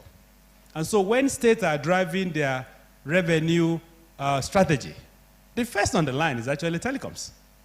And that's why in some states, you have lists of taxes and levies that are totally not relevant to telecom operations. For example, one state down the road, they charge something they call effluent discharge levy. And when we ask what is that, they say something emission from your generator. So then we ask them, the generator that we use in powering our base stations, what is the difference between that one and in your office? What is the difference between that one and the one in of the banks? So how come we are having to pay this to you and others are not being requested to pay same? That's just an example. Then they said sanitation levy. And I asked, what is sanitation? They said because of recharge card. How many cards are people scratching? Where do they dispose their newspapers? And are the newspaper print producers made to pay for those collection or discharge disposals? But again, it's against us. And now the narration is like this. They gave this list of things to pay. If you don't pay, God help you, by the next morning, there are 2 local area people, by the cell site, they will not allow access to that site. Sometimes they wait until they know that every Wednesday they are coming to fuel this site. And it is on that Wednesday morning, you find the tax collectors standing by that site and saying, we have a list of taxes unpaid by you. If you don't pay those taxes, you are not going to access this site today. We keep having that problem. Now, people had said to us, you know the power problem is what it is. When you are coming, you know what it is. So provide enough for yourself. Okay, so we are doing it. Generators have been deployed on site. But you need to know the amount of stealing that we have on diesel sites. It's inexplainable. So what it means is, provide power, you don't give us power. We buy generator, we provide generator. Provide security, you don't give security. When it's time, you bring tax, we pay. And it's a continuous struggle. So if you ask me, one of the things that I think will impact on the digital penetration in the next dispensation is the attitude of our people, particularly those who work for government. And I'm glad that this event is being started because we all need to begin to consider the ripple effect of our actions. Nobody's in the office for forever. So if we do something today, the effect of that is waiting for us in a few years' time. So the attitude of our people in government, the attitude towards the industry, the multiple taxation impact on us, and you know, when the tax collectors will explain it, they would say tax is different from levy. And I asked them, okay, I'm an engineer, I don't know the difference between tax and levy. But who is collecting tax? Who is collecting levy? Revenue collection agent. They come with the same group of people. So whether it's collected under the guises of taxes or levies, the fact is that something is being collected, it's being demanded. And you say, go and try this in court. Okay, we've tried it several times in court. In a number of cases, we are still in court. But the fact remains that because we are held to ransom at different levels, at operational level, it's a bit difficult to do quite a lot of things. So one major issue that will impact on growth of our infrastructure over the next years will be the attitude of our people, particularly those that are in government. Those of you who frequent Abuja, you may have seen the challenges of service availability in Abuja. Sometimes you can't even establish a call between the airport and the city. Sometimes you can't take a call on arrival and maintain that call until you get into the city. We don't have enough capacity in most parts of Abuja. We have not been able to deploy expansion in Abuja because Abuja authorities have just refused to grant approvals to expand and not build sites. And if it happens, it's happening in Abuja, the seat of government. What do you expect in other parts of the country? That's just an example. And I challenge the leadership of the FCT and FCDA. They must look into this issue because it's a national embarrassment that despite intervention of the minister, despite intervention of the NCC, they continue to stiffen their back and insist that unless those charges, renewal charges, are paid, no site approval will be granted, no access will be given to operators. Sorry, as best as we can do, we will do, but what we cannot do, we cannot do. It's an embarrassment on government, it's an embarrassment on the FCT authorities, and it's an insult on all the seniors who have intervened on this FCT matter, and the time is now when the Minister of SCC has to wake up, address this matter, and keep this problem Abuja behind us. We have been on it for too long a time. That is one issue. The other issue, which I will also like to speak about before I close, is in provision of alternative energy to site. People have said to us, if you have a problem with diesel or generator, you can use solar. They talk about it. And it looks very interesting. They say, after all, in our homes, we are using solar, and it is working. Thank you very much. What is our experience? When solar cells are installed in rural areas, to us in Lagos, it's a piece of furniture on the rooftop. You see it, you like it. What the locals do, they harvest them from the site, they bring them to this village square to play table tennis. Real life experience. So you see locals going to harvest the solar site, they lay it in the village square, and the local boys play table tennis on it every day. No one is challenging and nothing happens. So what do? You need to consider other alternatives, even to solar, in those areas. They're spoken about wind. I know a number of our people have tried wind energy. What do we see? They have people they call metal collectors. There are people that are hungry for metals. And God help you in some part of the country, when your car breaks down, you abandon it. A few days after, it's gone to the scrapyard. And what these metal collectors do is that because you know the propellers are monstrous. We've seen cases where these propellers are vandalized and by metal collectors, and they've been taken to the scrapyard because they are just standing there. Nobody seems to be able to account for them. So these are the points that we face. And all these are things that if something is not done, it may impact on our ability to have the right broadband penetration. I would like to close by thanking once again the Honorable Minister for Communications and Digital Economy, as well as the CBN, for the recent grant of PSB license to some of our players. And I just was talking to my brother Tenola here. We are talking about telecoms company today. I think tomorrow we'll begin to talk about digital companies. When you have a bucket of services provided by these players, and we've been on it for quite a bit, I think this will provide significant jump in our what we call financial inclusion drive. I am aware, because I come from a part of the country where when it's convenient, they say we are northerners. When it's not convenient, they say go to your brothers in the south, you are southerners. So, but therein, which is a state called Kwara, but therein, I do know that people still travel several miles before they can access the ATM machine. And also God help them when they get to the machine after traveling several miles, that there is connectivity. So it remains a problem. But with the digital inclusion that we're now going to experience in the next drive, it means that from the comfort of their mobile services, even in their homes, they can have access. So it's good for everyone. And this morning I was called to a media interview about the implication on the banks, whether the banks will now lose business. And the answer is no, because they actually will own the financial infrastructure. So the infrastructure on which the PSB will operate is still residual with the banks. So today we have a number of people that are unbanked. So this will add to the number of those who are currently banked. And I think the volume will grow very, very significantly. So I think the next space will be very interesting to watch. I must also add in closing that there are still a number of access gap problems across the country. Recently, some of the things that I do, I'm now involved in the rural, my people are involved in the rural telephone expansion, where some remote sites, in conjunction with the number of players, some remote sites are being installed in different parts of the country. And I was amazed from the feedback I got that there are still communities that they are able to access service only by going on the hilltop nearby. And they even told us that some of the people can have access to mobile service only on market days, because their villages are so far that when they go to this nearby village headquarters on market days, interval of 5 days, is when they have service. And it's something that we need to address. We can't talk about financial inclusion, we can't talk about broadband penetration if we still have significant access gap. So I want to challenge the people in the House to please try and do some study about what are these areas of the country, what is the impact on the people who live there, what's the impact on the economy, what's the impact on us as an industry, and then we can take some learnings from that.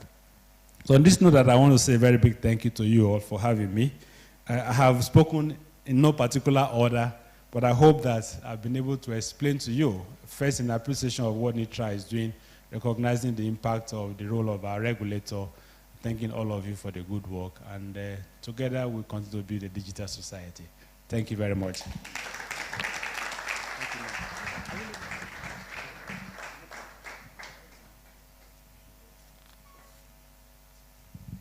Thank you very much one more time. Please give it up for Engineer Gbenga Adebayo, Alton President, for giving us an abridged version of both of his presentations. Please, let's give it up for him again.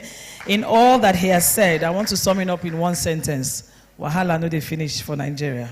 1 week, one trouble, but at least we know that we glide through irrespective of. But the last statement, I'm wondering, are bankers here? What are they afraid of? I would love to know anyway. But you guys are doing fantastically well in the sector, and like I always say, collaboration is key. We're looking forward to more amazing speeches here. I want to crave your indulgence for one or two speakers, so that before you run, we'll have to take the photo before at least you run. But he has said he's going to wait a bit. When it's time, just signal me so we can take the pictures before you leave. I'm still going to alter, the program again, just to fitting. I am working with the directive of my chief. And up next on the program, we'll be inviting Dr. Obadare for his presentation. Please note that all of the keynotes for each of the panel sessions, they're just giving us an introduction. When it's time, we'll take the sessions as we have it outlined on the program. Please give it up for Dr. Obadare for his presentation. What is it? Yeah, good afternoon, everyone. Okay, so I'm going to be standing on the existing protocol that has been established. Okay, so my name is Wale Obadare. I work with Digital Encode Limited. So this afternoon, I'm actually, within the short period of time that I have, be talking about importance of data and internet security. All right, so, and I think, can I have my slide? Okay, so data and the internet security. So just like everyone has said, we all know the importance of data. There is no doubt, and there's no better time to talk about how data is going to drive this digital economy. So, but, but by way of introduction, I actually, this is all, sorry, next slide. Next slide, okay, so this is my profile. Well, arguably say I'm the most credentialized cybersecurity professional in Africa. I have over 50 professional certifications, and then also the first licensed penetration tester in Africa, and then also recently was accepted into the Forbes Technology Council. All right, so the next slide, please.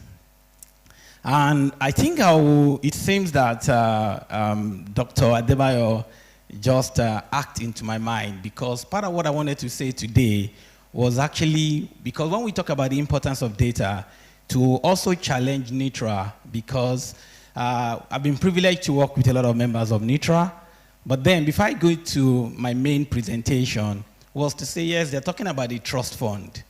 You know, so my first challenge to Nitra is, I don't think Nitra is actually commercializing the data they have enough. And I think if they can all work together as a body, because in other developed nations, what Nitra is doing, honestly, is very huge. Because there was a time I got a call from one of the Nitra representatives validating an information by a company abroad. You know,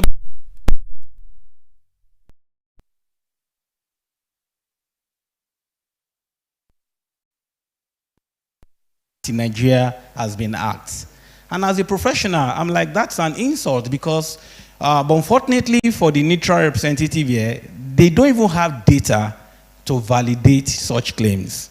And here you see people from other regions, in the US, in Russia, claiming what is not. And when they asked me, because they wanted to report it, I told them, I said, that is not true, because we work with a lot of banks and we know that there is no such incident in Nigeria. So what am I trying to say is, I think it's high time too for Nitra to build capacity, you know, because in other regions, you know, there's a company called Cybersecurity Venture. What do? It's just like what you guys report IT, but they work with data every year.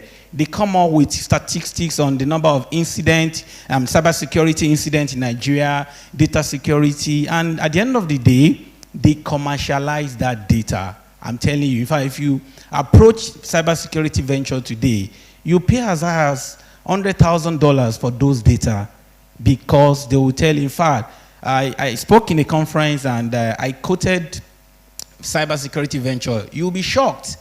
I mean, you are shocked that when they reported it, they called me from the US that research work that they didn't reference them, and they charge for it. So what am I saying is, for your trust fund, I think you guys have to work together. You know, well, I can make myself available as a technical advisor to you to say, but you need to commercialize your data so that in the trust fund, there won't need for you to be begging a lot of billionaires, because you'll be so rich to make all the money. All right, so my slide, please. All right, okay. Next, please. Next. Wow, next. I just want the where the presentation starts. The presentation, yes. All right, so like I said, the importance of data. This is a report from Business Continuity Institute. It's the new oil. Next slide, please. Next slide. Wow, there's no clicker. What's happening? Okay. All right, so because this is, I can tell you for free. Yes, we've seen COVID-19. COVID-19 accelerated a lot of digital transformation for a lot of organizations. But mark this as a prophecy.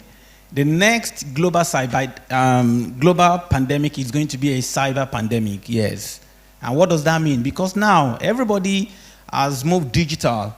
You understand? We're all connected. We're all interconnected. No matter how we say that the infrastructure, internet penetration in Nigeria is still struggling, but the reality is we're all connected now. And so when there is connection, what's going to happen is if there are loopholes, weaknesses within this connection, which is why, according to Checkpoint, they released this report that the next pandemic, of course, the COVID-19 was a biological pandemic, right, that affected human beings. But the next one is going to be a digital pandemic, which is cyber pandemic. It means that for all of us today, because if you look at our phones, today, it's so surprising when you ask someone that, do you have a computer system? They tend to tell you, no, I don't have. But let me shock you, what you have today on your palm is actually a computer. Because backward, 2005, those early days, you think about the maximum you will see in a computer system. If I remember in 2005, I bought a computer system. I was like a big boy, just like they said, and what was it? My system was just 1 gig RAM. 1 gig RAM, thinking you are protected. No, that is not what you have. In fact, they've even infected your system with a malware. Because you need to buy a licensed antivirus from the OEM. That's the only way you can protect yourself. So you can see when they said that the next global pandemic is going to be a cyber pandemic, because a lot of computer system, your phone, everything is going to be digitally invaded. Right, next. You're going to be digitally invaded because no appropriate protection. So next, please. So it's very clear. Data is the war, is the new oil. But then this is the question we need to ask ourselves as a nation, because in the evolution of data for driving the economy, there are different categories. There's the data engaged, data enabled, and data driven. The question is, when you say data engaged economy, there is actually low appetite for data, right? But then in a data enabled, yes, there is a bit of appetite for data, but ultimately, where we should get to is actually a data-driven, which means that you are using data, as a key differentiating factor to drive everything that you're doing, because that's the only way you can get results and get value. Next, please. Next slide. Next slide. All right, because when you look at whether as a nation, as individual, as an organization, you can see the flow of data, because the data we have today is what cascade to information, right? And from information to knowledge, and then of course to wisdom, which is why we make business decisions. That's the way, but it all originates from where? From data, fundamentally, which is why the data quality must be very, the importance of data quality is of essence. Today in Nigeria, it will shock you that, honestly, I went to my very first number that I got since 2003. It was my Airtel number. I still have it. And I was shocked. I was at Airtel office yesterday because I was experiencing inconsistency in the service. And while they were trying to validate my NIN, I was shocked, and they said that my name is not what is on, that who did my registration. I'm like, did I buy this off the street? I said, what are you guys talking about? This is what my phone number I've been using since 2003. But guess what? So the question we need to ask ourselves as a nation is, what is even the quality of the data that we have within, you understand? Which is, next slide, please. Next slide, talking about the quality of data, right? Because every data must be free of error, right? So it must be, there's need for consistency of data. And when we are talking about consistency of data, while we praise the leadership of the present minister and what NCC have done, but I think there's still, there's need, which everybody has been talking about, need for harmonization of data. Today, you go to a place, they ask you your BVN number. The next place, they ask you for your NIN number. I think there is actually, so I think it's causing a lot of confusion. So the NCC, the regulators, there is actually need for a proper handshake, so that at the end of the day, we are sure which one do we want to use. Is it the NIN or is it the BVN? And I think, yes, while we appreciate what has been done so far, and then, of course, it must be clean of errors.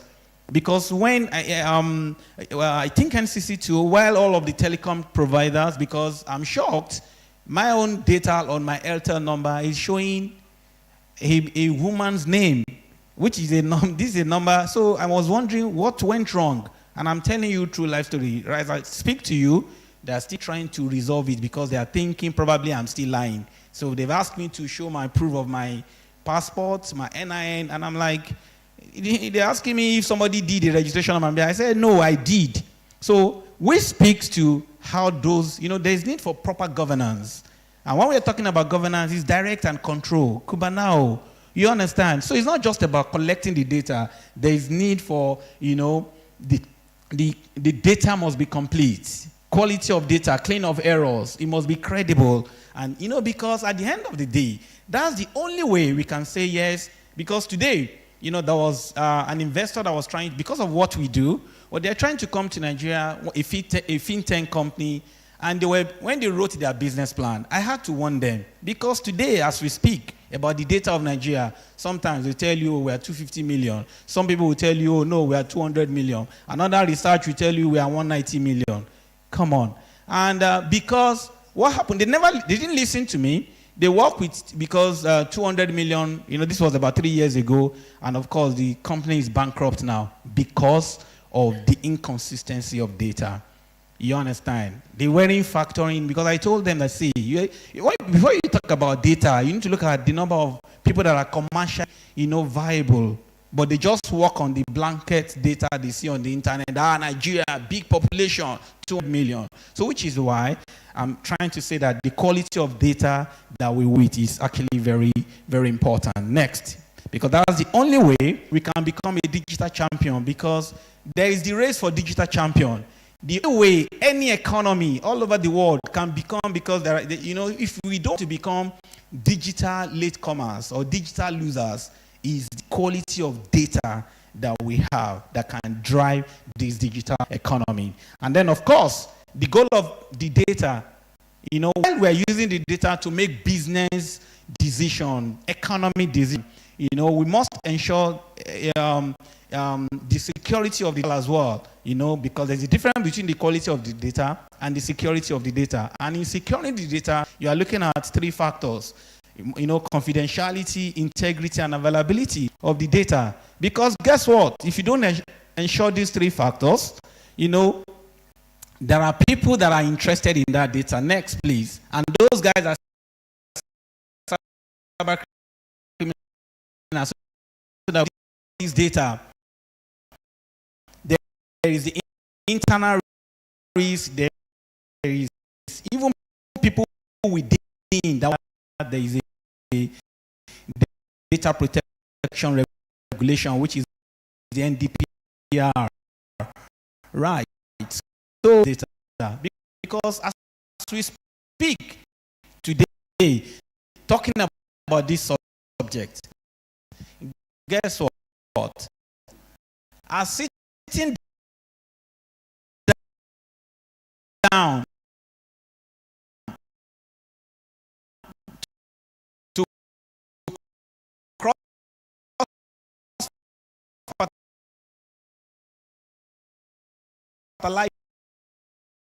ideas with themselves to say, see, in the data. Next, please. A lot of risk issues within. Next, because of time. Next, there is our internal. Next, please. Internal issues, people and interest, external, and because fundamentally, as we implement assets can be digitally invaded. If there are issues with these 4 factors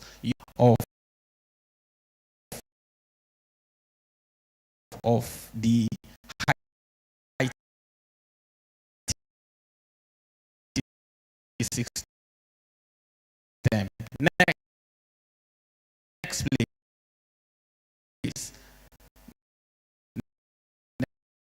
Is like ransomware.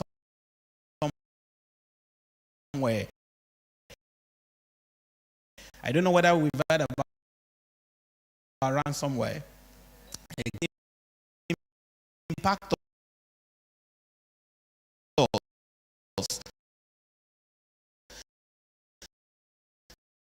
So this guy was writing his research.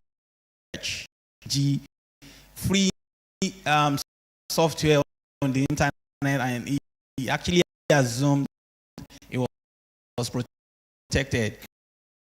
And at the end of the day, all of his system, you have been ransomed, and they were asking him to pay Bitcoin. So because ransomware is just in a high IT system to prevent us, and then and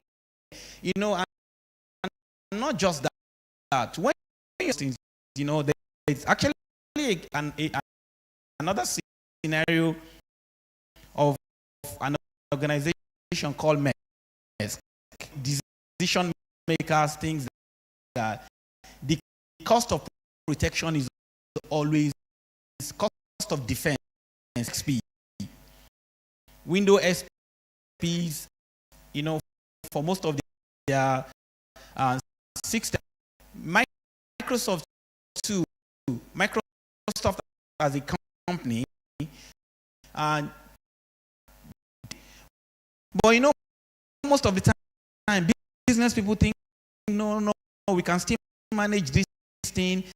It's okay. Long story short, the same thing happened to Maersk. In fact, one day, somebody operations, in fact, even till Nigeria here, and in that single incident part, when we do not protect our system. So, making money for those bad guys. You know, according to the cost of cyber crime, is going to cost the world over, you can see, in the world right now, aside from the US and China, you can see the third one. This year, $16 trillion. And then by 2025, the world is going to lose too. So it's not like it's just like an hypothesis. It is what if to implement your IT infrastructure in terms of your architecture, your design.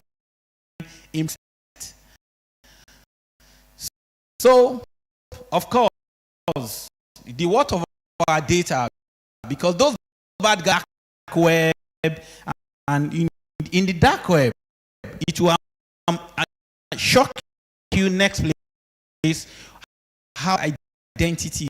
They want to see your username and password to your computer system, and their PAN, primary account number, all of those things that are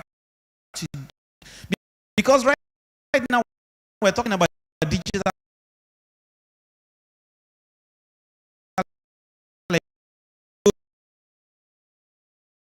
your Instagram account, your LinkedIn account, your cyber criminals are interested. You know, they want to digitally kidnap those identity. Why?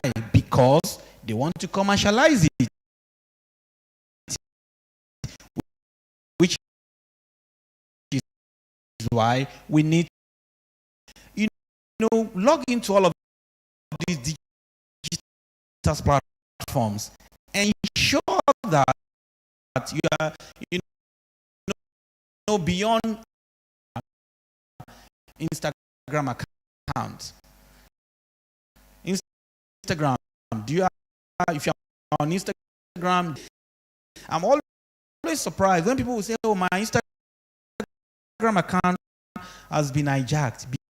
Yes, I know there's no time. So the WhatsApp number, yes, if you go to say, talk about this story about a big estate just around here in Lake, and guess what happened? One of the big man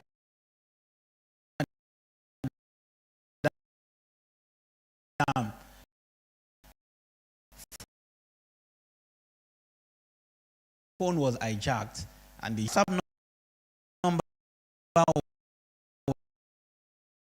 was hijacked by someone just to embarrass her. But it was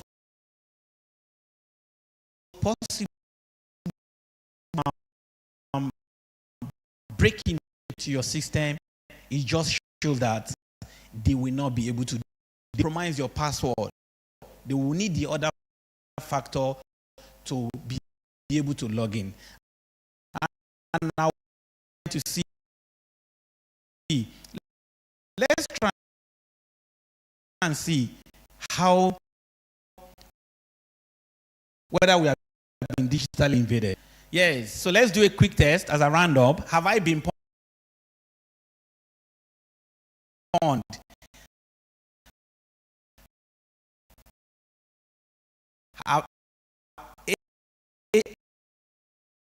Have I been pawned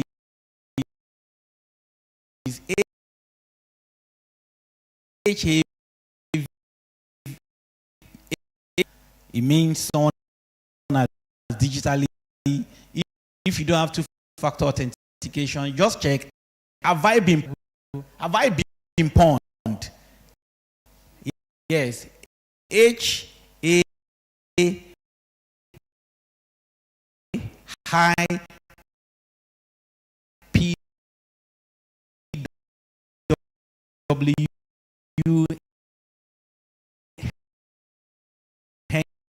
NED. Have I been pawned? Your major account, right? And if it shows red password, right? Change your password, then enable two-factor. In closing, for every one of us in this digital economy, believe to consider to build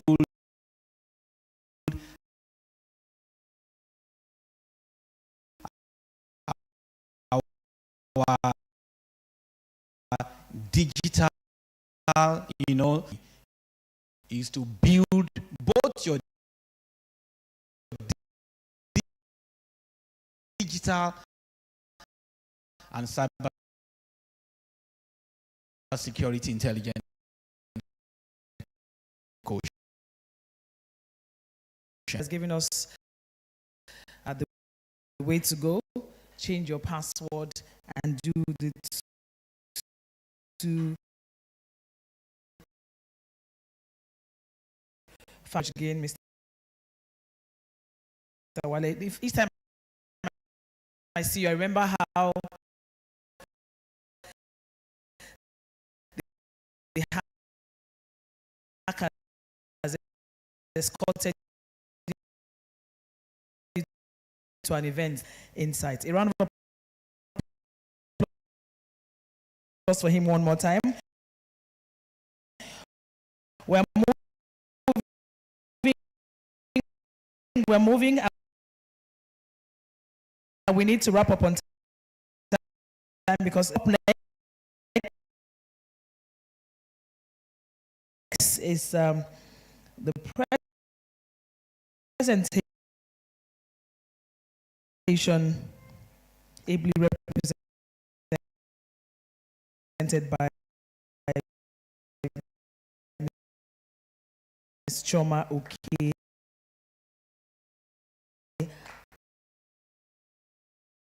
Agogo. Thank you very much.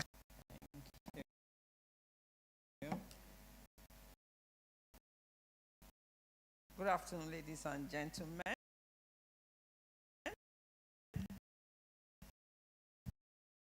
Stand on all established and existing protocols and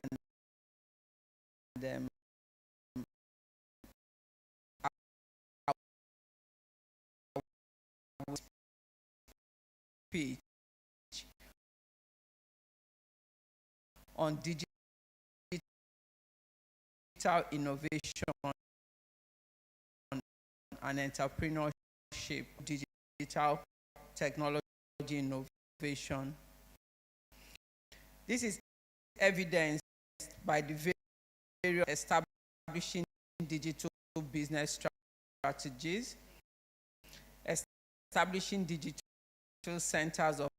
You would agree with me that digital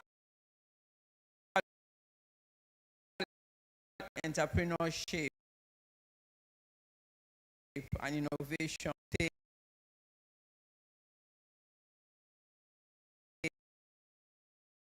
competitive and increase product and service efficiency.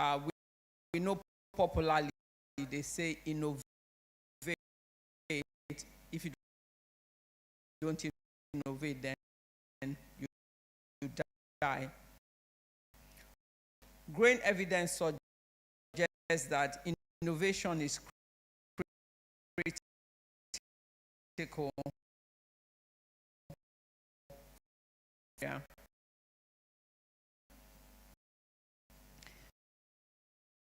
This is vital since innovation is a global services, social media, cloud computing,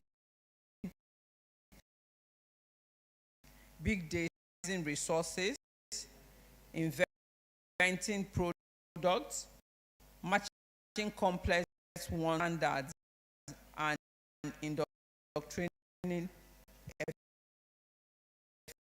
efficiency.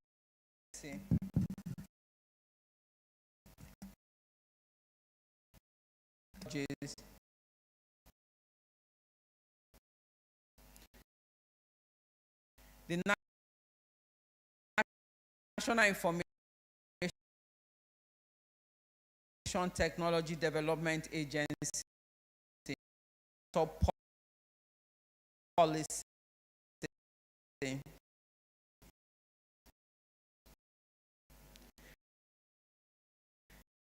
This policy is in line with, namely, advancing human capital, access to capital,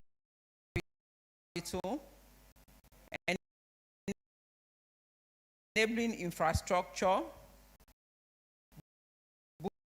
boosting and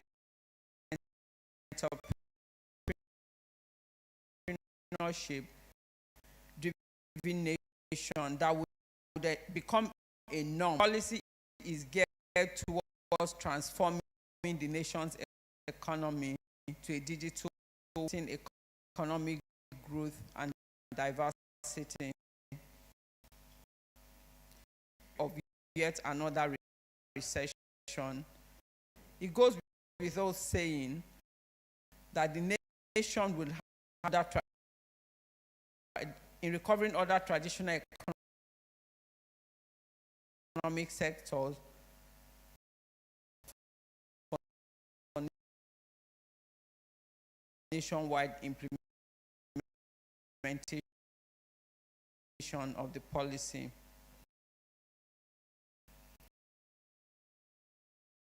Enterprises, consumers of innovation, technology startups, investors,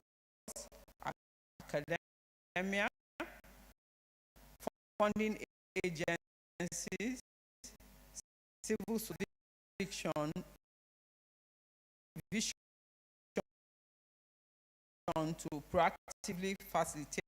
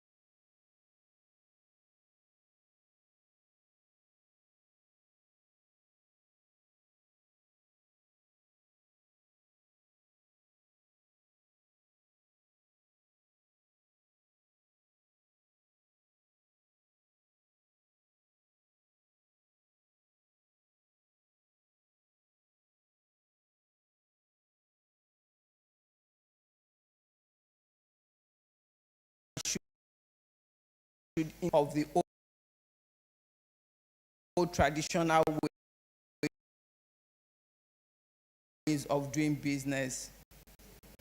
See, its resources are readily available to the agency has policies in place to support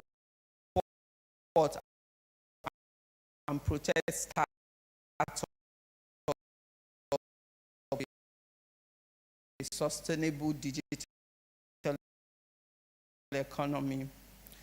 On this forum, for the good work that they are doing in this industry, for spreading the good news, and for letting people know, what can be done and what should be done, and that there's still a lot to be done. Thank you for your kind attention. Signed by Inua Kashifu Abudlai, DG. Thank you very much, ma'am. Please, while you're still standing, please let's give it up for Mrs. Ugo for that fantastic speech. And we want you to extend our heartfelt appreciation the photo before we delve into the panel discussion. Please, while you're still standing.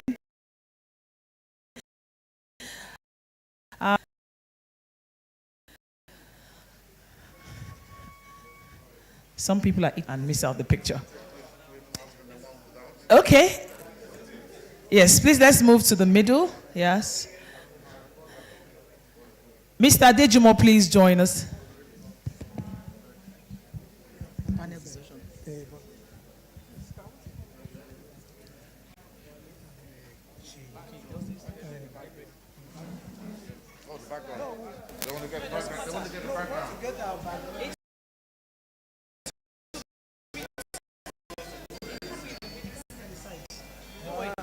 Project.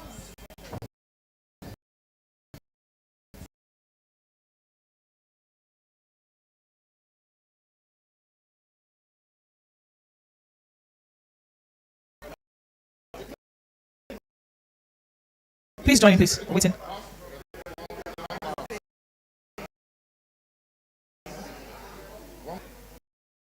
Without mask first, since we all have our mask out, it won't.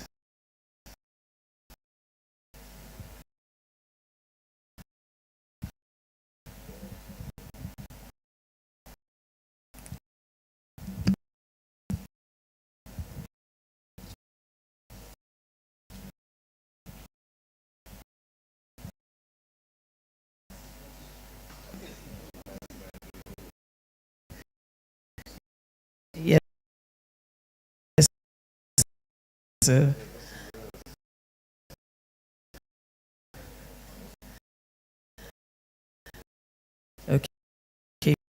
If you don't have.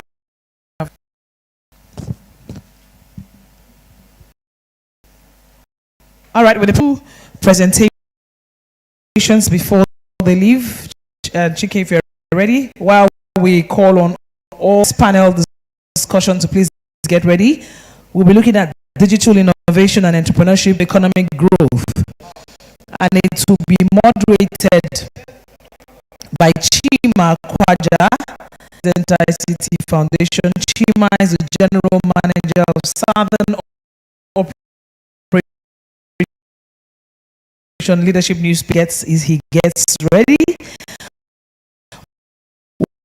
We'll also be having representatives from Nitra. I hope she's still online to join us. As much as we have here, we're going to roll with that session. And I want Chike, are you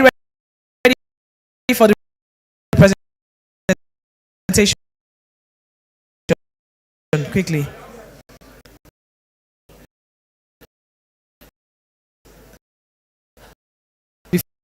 Before they leave, they need to catch a flight, and then we delve straight in anywhere. Chima.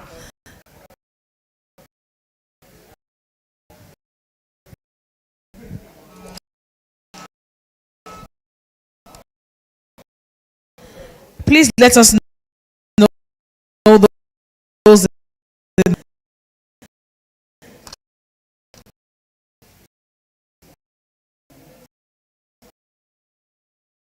to the table.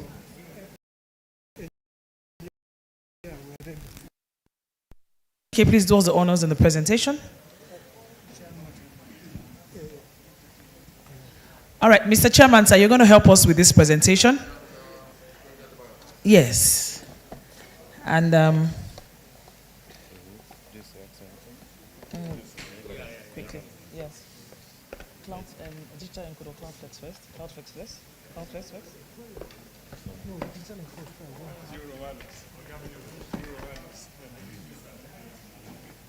Okay. We'll give it to you. Give one and you provide the second one. Okay, wait. We'll do it together. Venga, we'll do it together.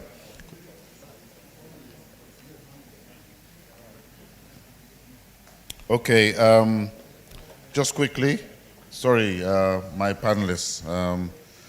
Cybersecurity Mastery Award of the Decade to Digital Encode Limited. Congratulations, Digital Encode Limited. Congratulations. Congratulations.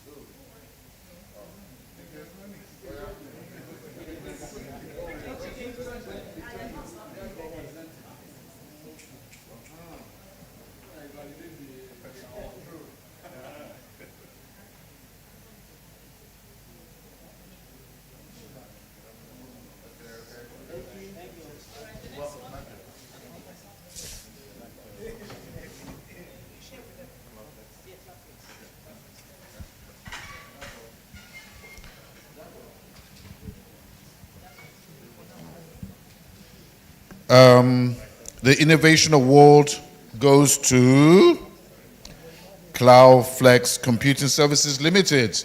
CloudFlex Computing Services Limited, please. Thank you. Round of applause.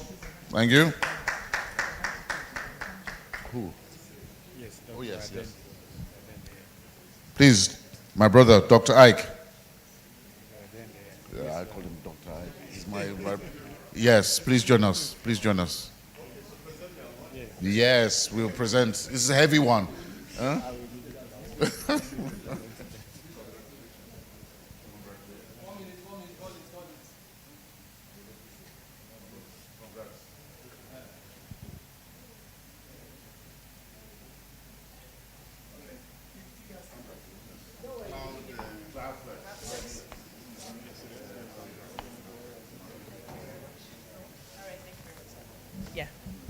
Thank you very much, sir. A round of applause for that very swift presentation. And while we permit some of our speakers to leave because they need to catch up somewhere, we appreciate your time. We're quickly going to delve into the panel presentation. And like we said, in less than 1 hour, we should be wrapping up the whole session. Chima will do justice to the time. 20 minutes, and your time starts now. Thank you. Good afternoon, ladies and gentlemen, and members of the media. Our topic for this first section is digital innovation and entrepreneurship as catalyst to economic growth. I'm going to start with Madam Mata. She's at my far left. Then from that place, we take the microphone back to me. Madam Mata, looking at the ICT subsectors we have in Nigeria, we have the telecoms, we have the software, the hardware, now we're having fintech. How do you think we can actually harmonize all of this to create a digital economy for Nigeria? Are we there yet? How far have we come and where are we going?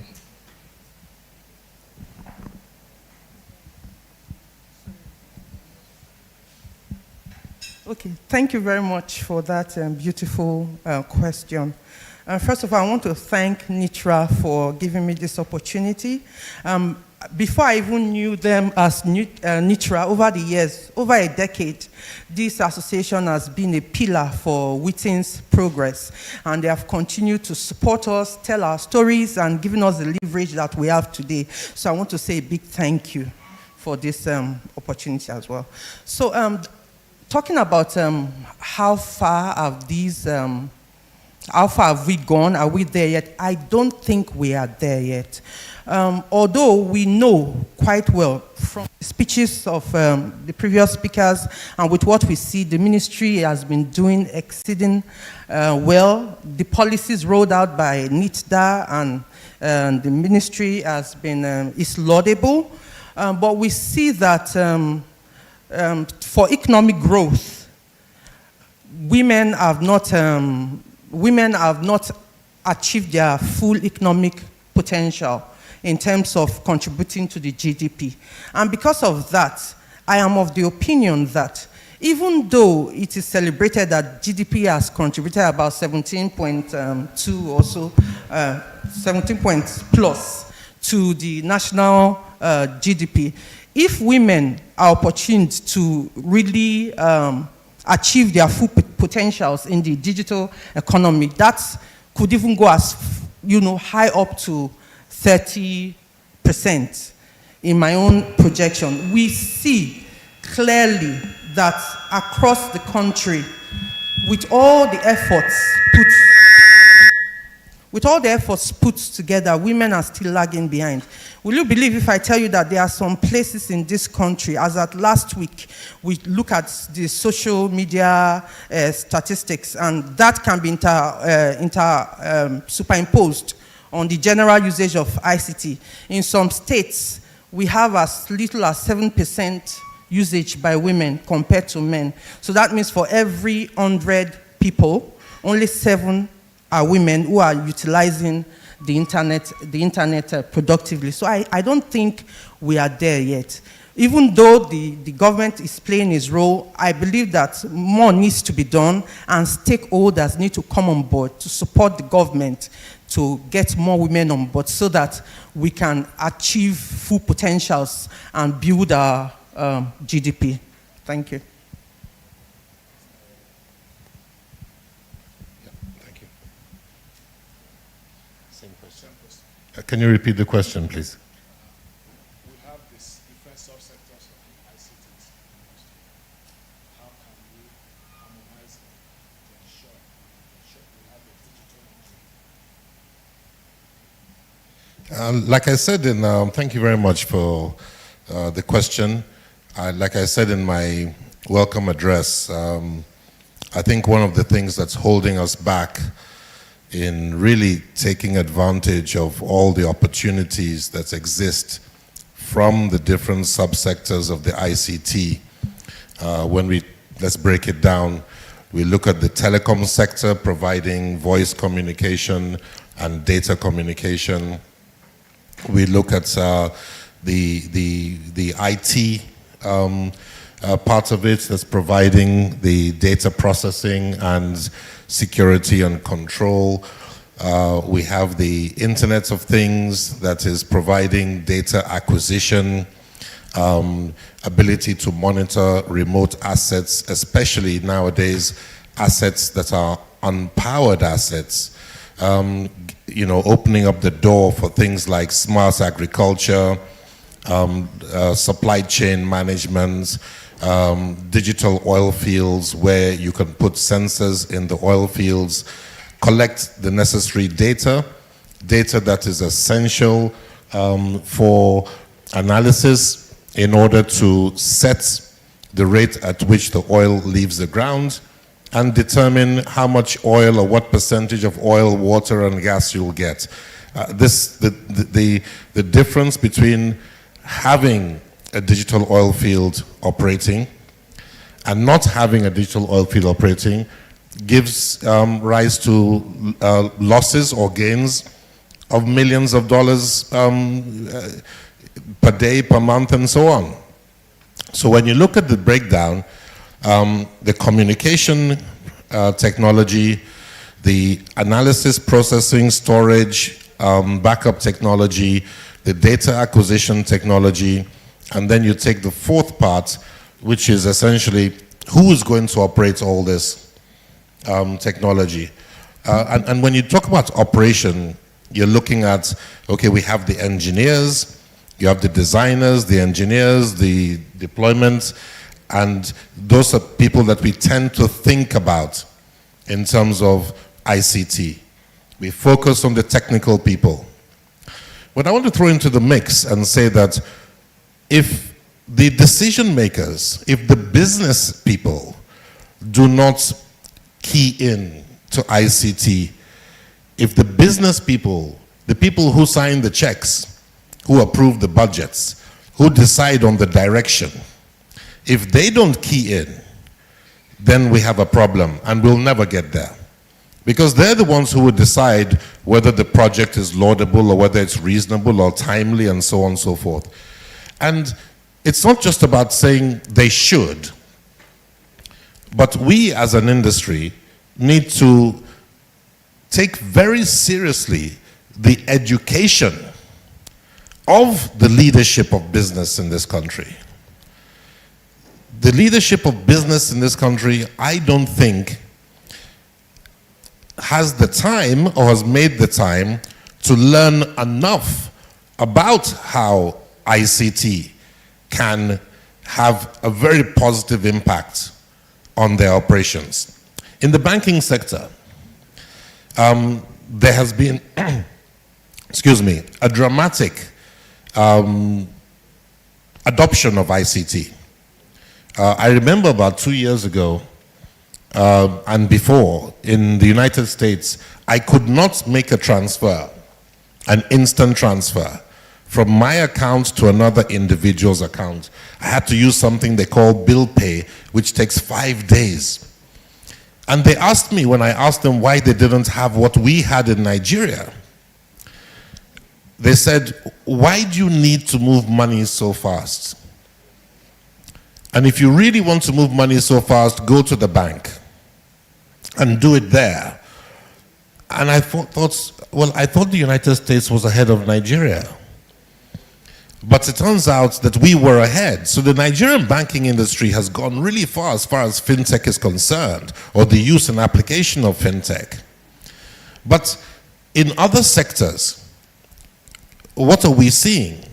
Look at the manufacturing sector, even law firms, chartered accountancy firms, hospitals, the hospitality industry, the agriculture industry, and literally all the supply chains. In every vertical, they are back in the Stone Ages. Not trying to be rude or anything, but we have in Nigeria today the technology to revolutionize the ICT, the adoption of ICT. ICT is here. The information communication technology is here. The people who can implement it are already here. What is lacking is the awareness of the leadership of business as to what can be what benefits they can derive. So in terms of harmonizing, the industry, the ICT industry leaders have a very serious role to play. Starting from the Minister of Communications and Digital Economy, going all the way down to all the associations, and then down to all the business leaders of the ICT solution providers.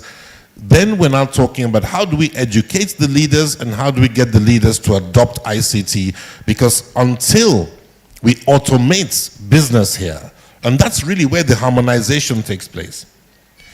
the automation of business processes, the automation of supply chains, the automation of forecasting models, and how the results of those forecasting models are used, this is when we will know that this one will take advantage of the harmonization, where we now are talking about one economy, not many economies, but one economy glued together by ICT. Thank you. Thank you very much.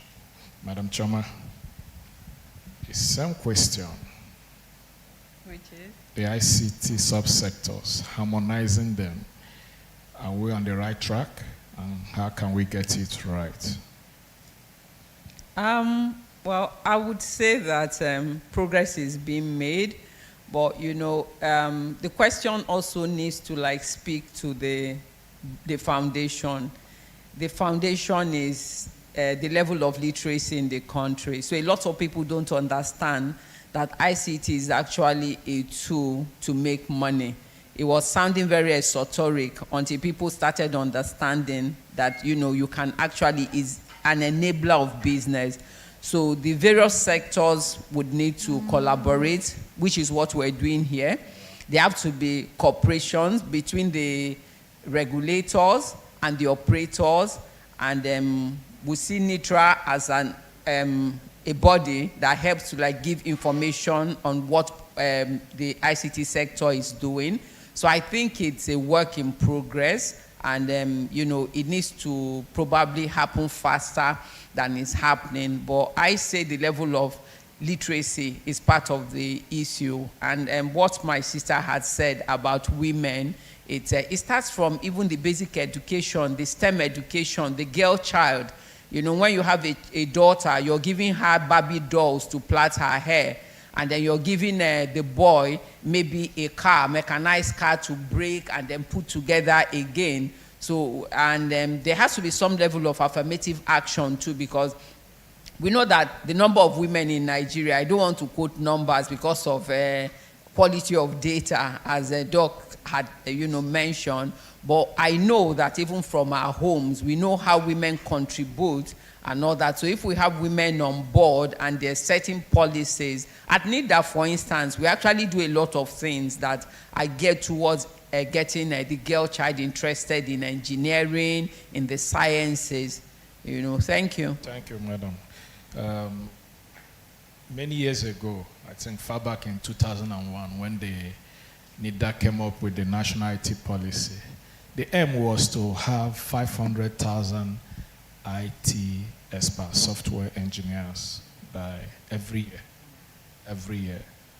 I think today we're having millions of our youths doing a lot in that area of innovation. From 2012, we've seen Nigerians coming up with a lot of fintech innovations. And by the last count, as at this year, between the first 9 months of this year, we have about $600 million investment in the Nigerian fintech companies. From what we have seen, we've seen a lot of them, Flutterwave, Paystack, and smaller ones too that have come up, doing in logistics, e-logistics, and several other places. With what we have, do you think that our future is bright? Are we closer to that digital economy we have been aspiring for? Do you think so? Let's start with Madam Nitra. Well, I think we're on the right path. I can't measure how close we are. Before the pandemic, for instance, we all used to go to our offices to do work. But during the pandemic, we had to now work from home. Coming out to work these days, I'm actually complaining most of the time, as in, why can't we work from home more often? Because you realize that it didn't even affect productivity, So it is a journey, and it's something that we need to keep doing and doing better. And yes, it's a positive. A life without hope is no life at all, really. So I can't sit here and say we're not making any progress. I can say we're making progress, but there's also room for improvement. And it's a gathering such as this that would, say, okay, this is one of the outcomes of this gathering. These were the points that were made. Okay, the government agencies, what is their role in helping us to move further from where we are? And then we take the information back to the government and then, give you a feedback. So I think we're making progress, but there's still room for improvement. Thank you. Mr. Lanre Ayala, you've been in the area of training for several years. Do you think with what we have on ground, are we going to conquer the world in the area of digital entrepreneurship and innovation? Well, I'm not sure about conquering the world. I think we should first of all think about conquering Africa. That's around the corner. Okay.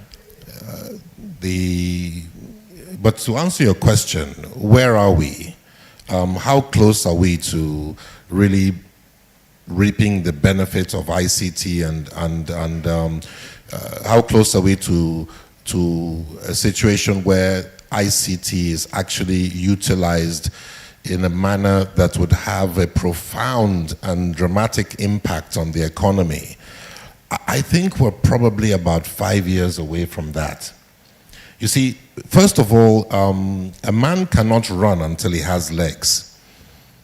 So what we've been doing in the ICT industry is growing the legs for us to run. And the legs basically are the certain pillars, the telecoms infrastructure, which is still developing every day with fiber optic backbones being built here and there. There's a lot of interest in that, a lot of activity in the fiber optic backbone infrastructure. Then we have the GSM providers, 2G, 3G, 4G, and now 5G is coming up.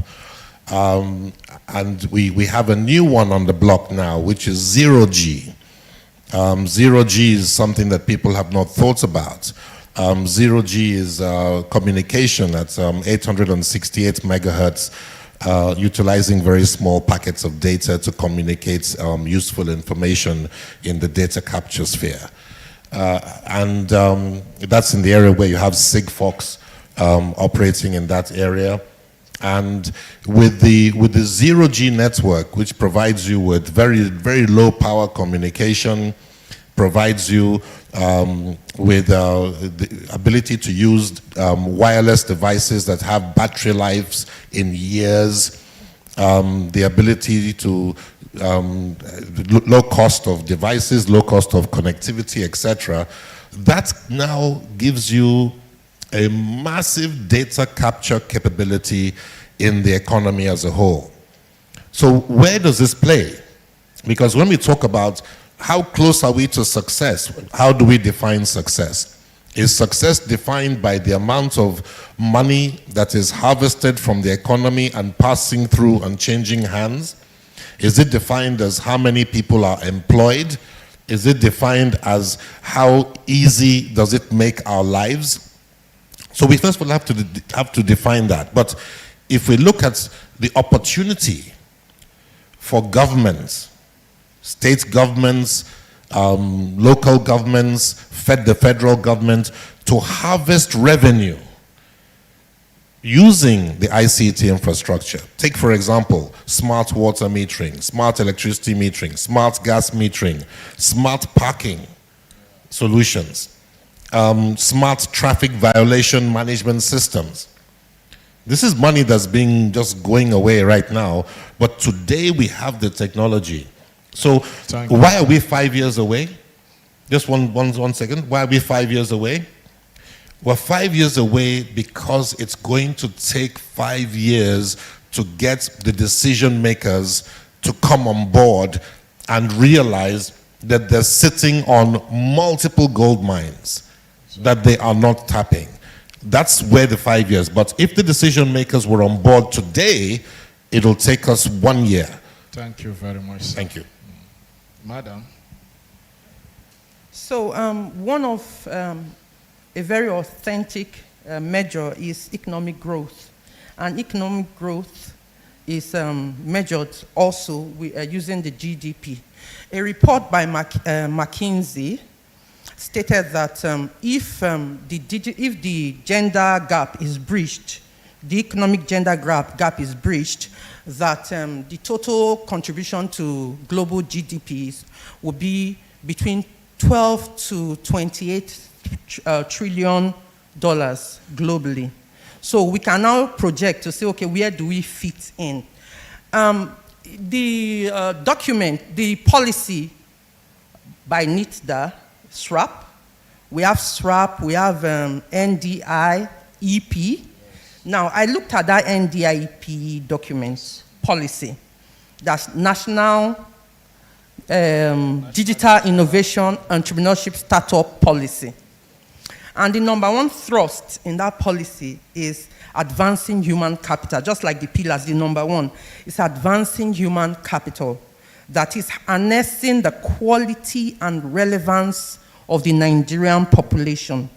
And I will always go back to what I said initially, that if, for example, all the women put together, we are only having 20% of their economic contribution or their potential, and men 100%. So you see that there is a loss.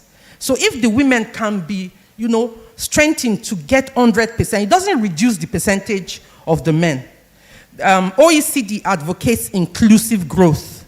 That is growth, inclusive growth is economic growth that is fairly distributed, not necessarily evenly or equally distributed, but fairly distributed amongst the society and gives opportunities for everyone. So if we are having people who are making waves, those fintech companies that are doing well, they are just a very tiny bit of the population. So we need more inclusivity, more women brought on board to boost our economic growth and give a more, inclusive Thank you very progress. much, Madam Mata. Our time is running out.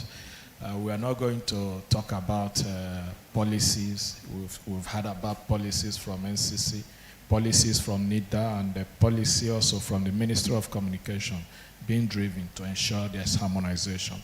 And the NCC has also talked about infrastructure. We've had fiber optics, all the base stations and so on, and the 5G that will be auctioned by December. Now let's look at those things we already know about. Let's look at data economy. We have our youths everywhere with laptops. Many are making money. Some are selling cryptocurrencies and others. How can we use the data we have in this country to make money for the country? Just 1 minute. You don't have time. Madam, let's start with you. 1 minute, please. Please repeat the question. Data economy. How can we galvanize the data resources we have to make money for this country? We have a lot of content in this country. I think one of the ways is creating awareness, because if you have something and you don't know you have it, there's no way you can maximize or benefit from it. There are some people that are rich, they don't know, and they live like poor people. So just like the young man there talked about cybersecurity, I can't pick your name. He talked about data, that it is power, and we all know. So we need to create awareness, and if people have awareness, they will begin to look into that direction and look at how they can build wealth from data. So yes, awareness, and Nitra has been doing, great. So it's just to step up the game. Thank you very much. Yeah, Mr. Yola. Yeah, I look at data in two forms. One is the movement of data, and two is the analysis of that data to make it useful information leading up to wisdom, like we saw on one of the charts. The Internet of Things, Ikenna, Nnamani, is it Okechukwu Nnamani, Dr. Nnamani, in a previous event said, until the Internet of Things is properly established within the economy, the generation of large amounts of data will be stifled. So the Internet of Things, which is here,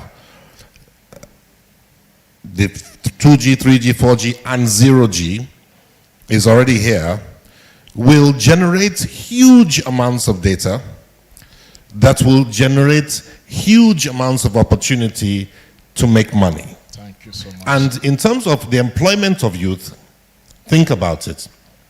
If every home in Nigeria has a wireless smoke detector to protect the inhabitants of that building, and there are 40 million homes in Nigeria, and if there was a law that said every home must have at least one smoke detector, yeah, 1 minute is over, sir. then you would need staff employment to deploy 40 million smoke detectors, build factories to make 40 million smoke detectors, and the contribution to the GDP will be fantastic. Thank you. Madam, data-driven economy. We know that data is the new gold and has replaced oil. So the quality of the data that we have, how you treat data, and that's why NIDA has the NDPR.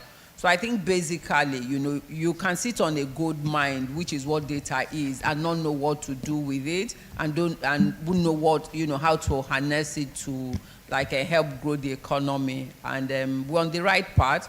This is a forum where we're doing a lot of enlightenment, we're doing a lot of work on data, protect your personal data, how you can use data. I remember we're telling Nitra that for the trust fund, that they have sufficient data, to be able to help them into very cozy retirement. So thank you very much, madam.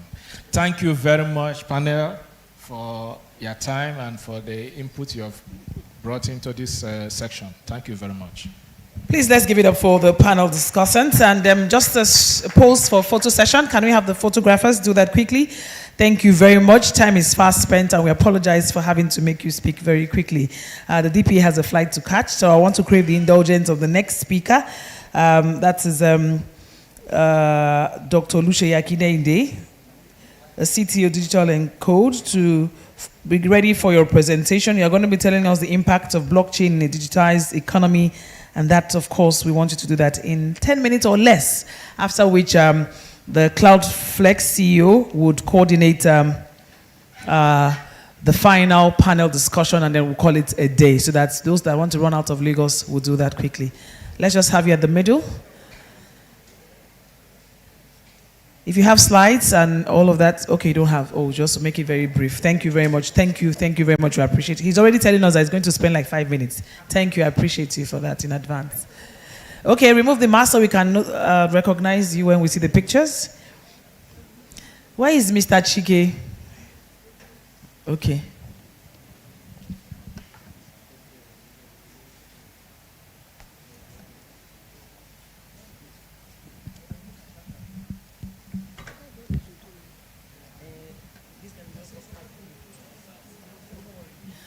Okay, quickly, Mr. Sheyi. He does that in 5 minutes, and then the next panel session will be very quick. It will be moderated by our very own veteran, Mr. Raymond Aaron Ukode, who will do justice to that. Thank you. Thank you very much. Good afternoon, ladies and gentlemen. My name is Oluseyi Akindeyinde. I'm the Chief Technical Officer of Digital and Code. And unfortunately, I have barely 5-10 minutes to speak. I sort of had some itemized topics on my list before, but I'm going to have to, shrink that and summarize. Impact of blockchain technology. Quickly, there are two things I'm just going to talk about in impact. How do you measure impact of a piece of technology? At our organization, we look at impact of any kind of technology, new technology for that matter, from 3 perspectives.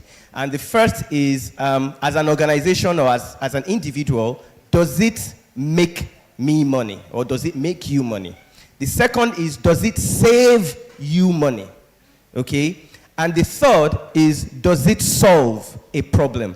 And the way I'm going to look at blockchain technology, it's new, and I want to sort of talk to the Nitra organization itself, especially as this new technology impacts Nigeria and what we currently see, the positives as well as some of the negatives, and where we think that you can actually have more impact in this. in this environment, we tend to run away from something we do not understand. And you see with what is happening in, the blockchain ecosystem in Nigeria, which I would liken to what happened with the internet when it came. The Madam Nitra said something about technology that we tend to, what we don't understand, sometimes we're not using it. When internet came to Nigeria for the first time, it's the same thing with what we're saying with blockchain. I remember there was a presentation that was made by the MD CEO of LinkServe back in 1998 or 99. He went to the UK and he used internet for the first time. What he did was he connected his computer to his phone line then in the UK, and he was able to browse. So an idea came to his mind. He said, look, if he can do that in the UK, there was nothing like that in Nigeria back then. We had Nitel lines, and when you wanted to make phone calls, you had to go to Nitel booth, and we had these phones that you dial. So he came to Nigeria, he bought a computer, and he did a demonstration at the Tafawa Balewa Square, wherein government people came, and he connected a computer, a phone line, the Nitel phone line, to his computer, and he dialed his UK ISP. Okay, and the computer, and he went on a browser, and the thing downloaded data. Guess what happened? He was arrested. Why?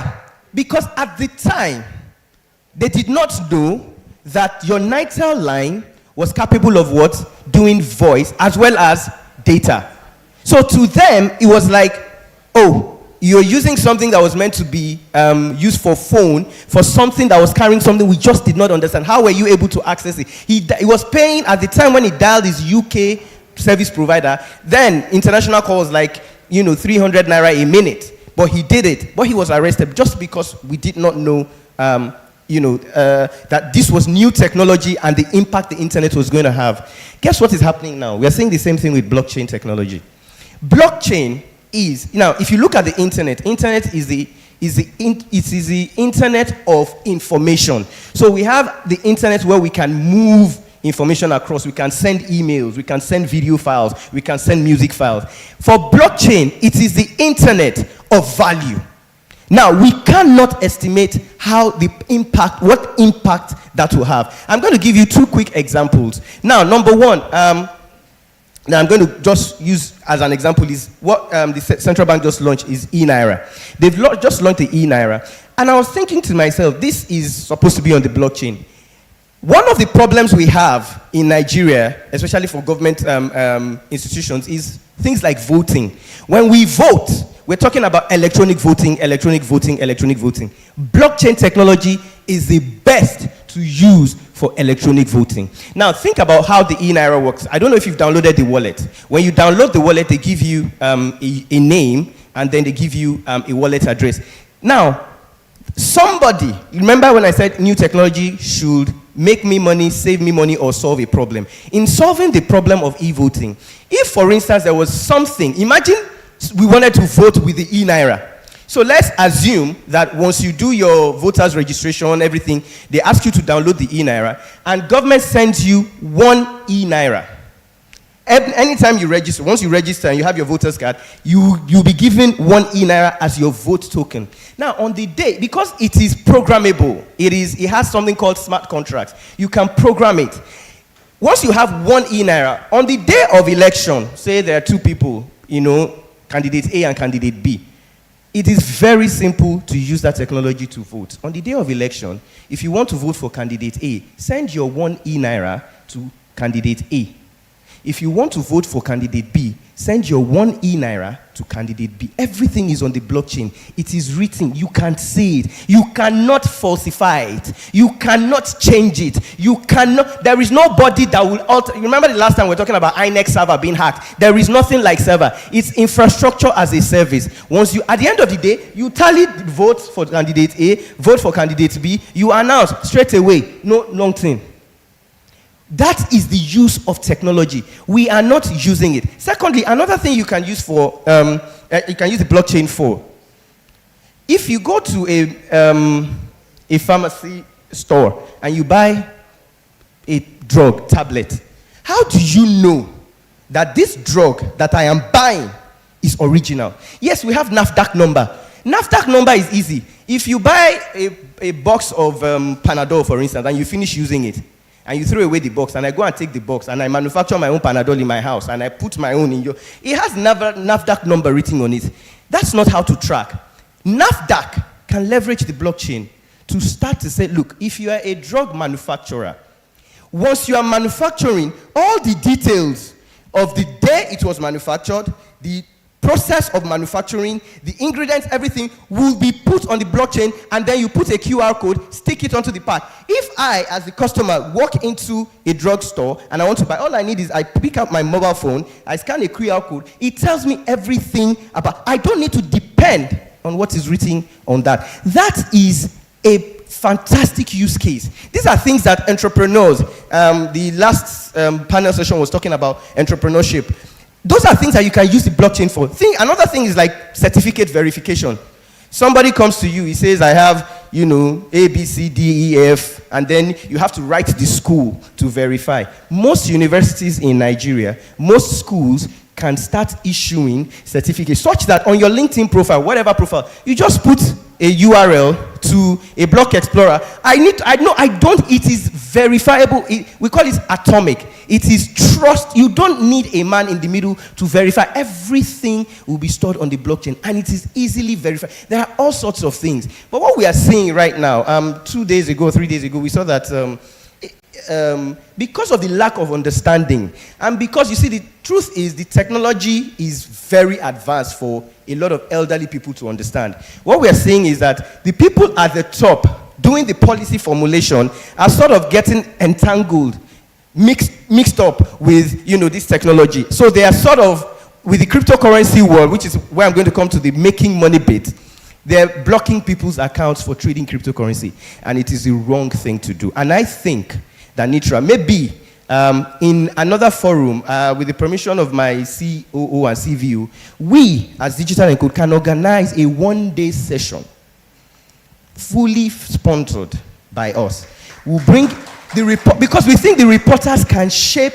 In America, if you watch CNBC, CNN, they are shaping the narrative because they read what you write. So if every day, I hardly read reporters in Nigeria talking about, yes, you re-report. So what you do is, when CBN does something, you report it. It's passive reporting. It's not active reporting. Active reporting is when you sit down and you actually go to companies and say, look, what are you doing? Very soon we're going to have blockchain service providers, just like we have ISPs. Back then, when people were arresting people setting up ISPs, now it is mainstream. We have ISPs. Very soon we're going to have blockchain service providers that so you have to be doing active reporting. And active reporting comes from knowledge and awareness. So if you are not knowledgeable enough, you cannot report what you do not know. So what we want to do with this permission is here as well. We can organize a one-day retreat where we talk about DeFi's, decentralized finance. You hear things like NFTs, how you can leverage NFTs to build wealth. Interesting.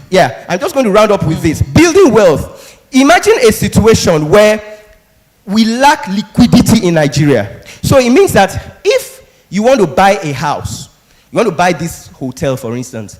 Let's say this hotel is going for 10 billion. How many people have 10 billion naira to put down for a hotel? But guess what? In this room, maybe we can come up with that amount. So what we'll do is take this hotel and put this hotel on the blockchain and do what is called tokenization. So we break it down into multiple pieces and we just divide it into tokens. And we say, well, all this floor we can sell as tokens. So we go onto the blockchain and you bring even if it's 100,000 naira you have a piece. So every time they use this room, the amount or the revenue that he makes, the percentage of it would automatically be programmed on you, and you are making money. You build inclusion, you build wealth, and that is how economies move forward. Thank you very much. The way he's making this thing sound so easy. Like you said, you have put your guy on the spot. We are going to organize a seminar one day. Co-founder, no problem, so that we can demystify all of these things and understand it better. Thank you very much. Even my Oga DPA that wanted to run had to sit down. I was listening to you. A round of applause for him one more time. We're going to do a 2-in-1, very quick one. This last session, The CEO of Cloudflex is supposed to set the tone. Please, let's invite him to stage, while we also call on all other panelists and the moderator, Mr. Aaron Okude, to please take their seats. A round of applause for the final session. We have to wrap up because some people need to catch a plane.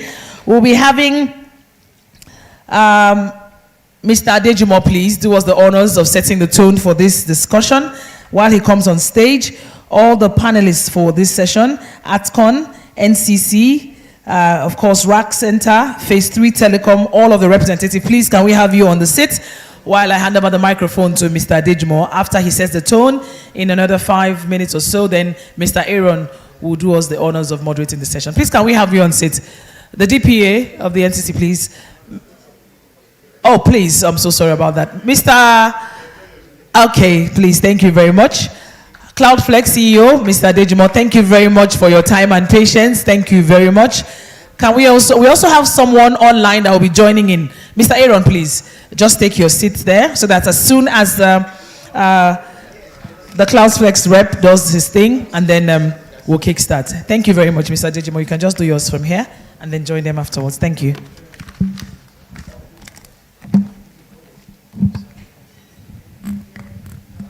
Good afternoon, everyone. Standing on existing protocol, I just, prior to us having this session and with the representative of the regulators here, I just wanted to mention a couple of things so that at least it gives us some food for thought and to focus on some things that I felt have not been mentioned today. The previous speakers had talked about different things. They talked about the artificial intelligence, machine learning, Internet of Things. I know my brother Larry does a lot in this area. You know, all of this cannot exist in Nigeria without data centers. It cannot exist without cloud platforms.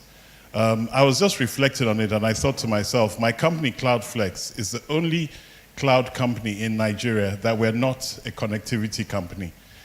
All other cloud companies are also connectivity companies. And I say this not to boast, but to say that this is an underserved area. My expectation is that there would be at least 10 cloud companies, pure cloud companies in Nigeria. Because for the size of our country, someone mentioned about the population and whether we're 200 million or not 200 million. We are the center of West Africa. Some of the sort of projections we see and the development we see. South Africa represents Southern Africa. Kenya represents East Africa. Nigeria represents West Africa. We're the center of it in terms of data centers, cloud platforms, anything technology. So at the moment, I think Larry mentioned something about that we should look inwards and look at us first and what we're doing from Nigeria. If you look around the countries, they're underdeveloped.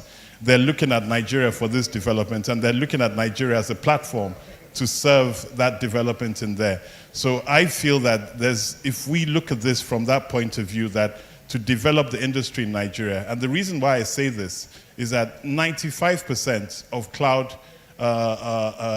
usage in Nigeria is actually done outside Nigeria. So you've got, and I estimated it because the experts are saying that there's $1.2 billion of cloud revenue for Africa. And I reckon that about $500 million of that is from Nigeria. And I can give you the facts in there. There are 9 or so digital banks. Every single one of them is sitting outside Nigeria. All the fintech companies that we've talked about, the unicorns and everything, and all the money that they've got in, all that money is going abroad. Nothing is staying in Nigeria. What's the relevance in that? The relevance in that is that if that money was spent in Nigeria, it would increase the employment. It would increase the growth of our infrastructure. It would increase the development of what we have in Nigeria. I think even Dr. Adende mentioned that of his nephew not having a job as a civil engineer. By the way, I am a civil engineer as well. I worked as an engineer before I went into technology. And so I identify with that. The problem is, for a lot of the young guys, even for the what you call the millennials and the Gen Zs, is that we're doing nothing for capacity building. I preach this in my company. I preach this to the people that I mentor, and I try to tell them to capacity build, because one of the things I think, again, Larry mentioned this about the COVID last year. What COVID has done in terms of technology is that it's shattered that thinking that you have to be in place to work. So you find that now, even if you look at jobs that are being advertised in the UK and the US, they're all saying remote work. So what that means is that you can sit in Nigeria and be working in America or working in there. So if you look at it, that means that that income and that capacity build is coming inwards to us in Nigeria. In order to do that, it doesn't need us doing cryptocurrency. It doesn't need us doing things that are money things. It needs us growing our education and growing the skill so that we can be relevant in Nigeria and relevant in the world, and we can be where a lot of the skill is coming from. That's what Andela did. Andela got skill from Nigeria. So all this skill that we have here, we need to train them, we need to develop them, we need to capacity build so that we can be ready truly for the 21st century. And I think a lot of our legislation, a lot of the 7 points we have from NCC, from Nitra, should work towards things like that, so that at the end of the day, that population we have, if you look at it, 60% of Nigeria is under 26. Universities can only take 2 million a year in terms of the capacity. So if you've got 120 million people, you've got to do something with them. And I'm saying training them in terms of technology, the different areas of technology, whether it's data science, whether it's blockchain, whether it's anything like that, you can do things like that. But I just wanted to give some food for thought in terms of those areas to say that these are the things that we need to look at in terms of our development and in terms of contributing to the growth of the country. Thank you. Thank you very much. Please join them as Mr. Aaron does the needful in the next 20 minutes or less. Thank you.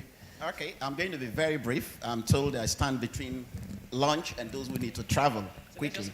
And I'm going to ask just one simple, single question. And I'll pack a lot of things into the question. And I will expect all of you to give just one take on the questions that I'm going to ask. And listening to all the speakers, one issue that was very germane, that ran through, was the issue of harmonization, was the issue of the processes. Someone spoke about the algorithm, the processes that are involved in driving infrastructure, driving our plans. We are looking at the challenges of infrastructure for broadband development. So, and all of us have also recognized and agreed that the NCC, the agencies, they are doing well for the past 20 years.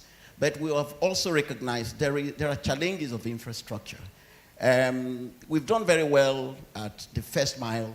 We are doing very well somewhat at the middle mile in terms of driving infrastructure within the cities and the rest of them. We've not done very well in the last mile. And again, the business people can only do what they want to do based on their business model and the return on investment. What role does government have, really, apart from just reeling out various development plans?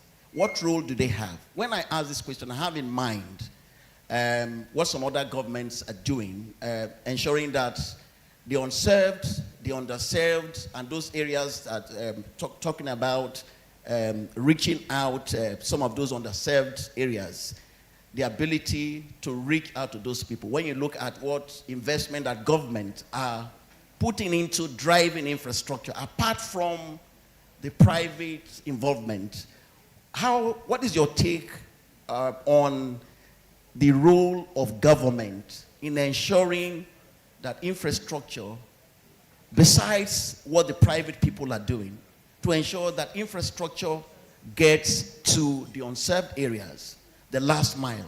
When you put into consideration, for instance, what Obama did the other day, trying to spend about $3 trillion to ensure that schools get connected, the UK Gigabyte program, putting a lot of money into that, government initiatives into driving infrastructure. What are your take on these, please? I'll like to start from my right, immediate right. Okay, I think just like the things that we've been saying is that I think we need, the government needs to stimulate the private sector so that they need to put frameworks in place that would encourage investment, because as we've seen, there's no short of investment, whether from abroad or local, as well. But there must be that framework in there. And to a certain extent, I think people don't like to hear it. I think there should be a certain degree of protectionism being done in terms of the fact that let it be Nigeria first. Whilst I was sitting there, one thing that I'd known about, but I didn't have the details, was I went to look at what China did. If you look at the history of what they've done, they made sure that, for example, Uber, they have their own Uber, and what they do in a day is more than the rest of the world does altogether, making sure that it's China for China. Even in the cloud, there are 4 cloud companies that operate in China, and they're all Chinese companies. So the Google, AWS, and the Azure, they don't allow them in China.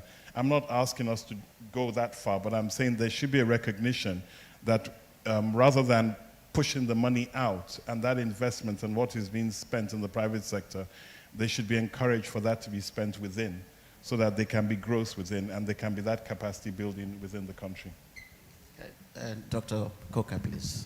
Hi, good afternoon, everyone, and it's fantastic to be here. I've actually been on all day, but digitally, and managed to get here just in time to join the panel. And fascinating agenda through today. I think it's ingenuity, actually. The problems we have here are the same problems. If you go to the middle of nowhere, in the back of nowhere in the US, or the UK, or parts of other parts of the world, access to broadband is difficult, right? You just need to go online. You're doing a global conference, and from Lagos you're clear, and someone from God knows where else, that broadband keeps dropping. But if you were in the city, you get 200 megabits per second or something like that, right? So our issue is not unique, but it doesn't mean we shouldn't do something about it. Because it's very, very amplified, and it's a big issue. We've quoted these statistics, and it's proven by International Telecoms Union a lot, that for every 10% of broadband penetration, you add on average 1.5% to GDP. Now, that's average. Emerging economies, it's like 2.5% to GDP in the area that you get the broadband penetration. It doesn't broadband isn't fiber, it's broadband. However you get there, just get broadband connectivity, right? And the last mile, most of the last mile is delivered through this or some form of radio to another local hub that then delivers to the handset of the individuals, and that's how consumption is going. This is the route to consumption at the end of the day of content. And content is what drives the GDP growth. So if we can then build on that to say, okay, 2.5% GDP growth where you have broadband penetration. If I was the governor of a state, right, I'd be scratching my head saying, I shouldn't be giving all these issues around right-of-way charges, all of these masts that need to be around my environment. There are security issues, diesel delivery issues. I'll put all of my energy in taking those problems away, okay? Get the broadband penetration. With that, you start to get the upsides of the benefits of having connectivity. Now, you can't put data centers all over the place. Actually, there's an IoT person here, right? And those masts are really delivering technology at the end of point of use, okay? Including last mile broadband. And if you enable these to be available in the middle of nowhere and the back end of nowhere, you start to generate economic activity that brings benefits to the states. So I just say to governors, why would you want to charge and limit penetration of broadband? Because you see short-sightedness when you look at a bit of cash you can get here. But if you're not Lagos, if you're not Port Harcourt, if you're not Abuja, if you're not Kaduna, who's going to come around and pay right away? Nobody. You'll be ignored. However, that's where we have a lot of population that gives us infrastructure access. Now, when I was a CIO, I would speak to connectivity companies and telcos to say, look, the lucrative deals you can get in Lagos or Port Harcourt or elsewhere, you'll get it if you're able to deliver a level of minimum connectivity into Damaturu, okay? Because the bank branches there have to be connected. So you give a little bit of carrot here that you can only get if you deal with these more difficult areas. But you then stick to your part of the deal to make sure on balance they have the reason to go where nobody else wants to go, because you're giving them the benefits of being where everybody wants to be, right? So it comes back to ingenuity and determination. We can do it if you want to, right? It's just therefore the realization of what needs to be done and education on what needs to be done. And I think quite a lot of people have said about what Nitra could do with creating awareness, reinforcing a message, creating awareness. As an industry, we've been doing this stuff around access and all of this for quite a while. A lot of pressure going on for quite a while. But I think with the awareness, we could just get that push through to get the connectivity to the end point. And on top of that will come all of the other benefits that come through. Okay, so before the next speaker speak to the issue, the ITU often stress the importance of government in achieving broadband goals. Each time the MDAs, they go to events, the role of government is very, very key. And someone said here, for instance, that the NCC, the ministry, for instance, they've tried to intervene in Abuja, for instance, to get the FCT to allow right of way. And the man is not budging. And someone also talked about the need to get these government officials to understand the need for infrastructure, the need to allow operators to get this infrastructure across to the people. So what else can these bodies do to actually get, we know our minister is a digital native. What else can be done to drive this message into the various government? Yeah, I think it still comes down again to political ingenuity, right? Creating the right environment that drives the right behavior. And if you do that, the right behaviors will play through, really. Too often we say what government must do. Government must do this, government must do that. And then government doesn't get in the way and we say, government, please get out of the way because we want to do this and stuff like that. We have to be very, very specific about certain things that have to be put in place to cajole and drive behavior, right? If you don't get broadband penetration, you won't get FAC. How about that? So your FAC has a kicker and an upside to the amount of broadband penetration you have, because the more broadband penetration you have, the less likely you're going to need a FAC, because the more likely you are to have IGR. So we need to think about creative ways of driving the right behavior and let the market forces just drive. However, you see, the thing about market forces is, well, they won't go to where the money is not, right? So you therefore need to give the carrot on the one hand, but instead of the stick on the other hand, is the carrot that lets you get the big carrot. And if you do those and that's what all these countries are doing everywhere. People will go to the people won't go to the sticks if they don't have the encouragement to do that, because the returns are lower and investment is a lot higher. But then if you're going to have the juicy bits, you better show up where it's harder to get to. And we have to just be creative about the way we do it, with a will at the different tiers of government. Thank you very much. The NCC Director for Public Affairs is also a member of this panel. And since he has flight to catch, we'll ask him to speak to the... okay, I'm told he's representative of the NCC. Yes, sorry. So you just speak to the issues that... All right. Okay, thank you very much. I think I'll answer your question straight up as it concerns the role of government, NCC in this case. Mainly, of course, you know there's competition for resources, obviously for government, for different areas to actually put in the resources into. And you may not really necessarily have enough resources to go around all sectors. And good enough, the communication industry has largely massively been led by private finance in terms of its expansion.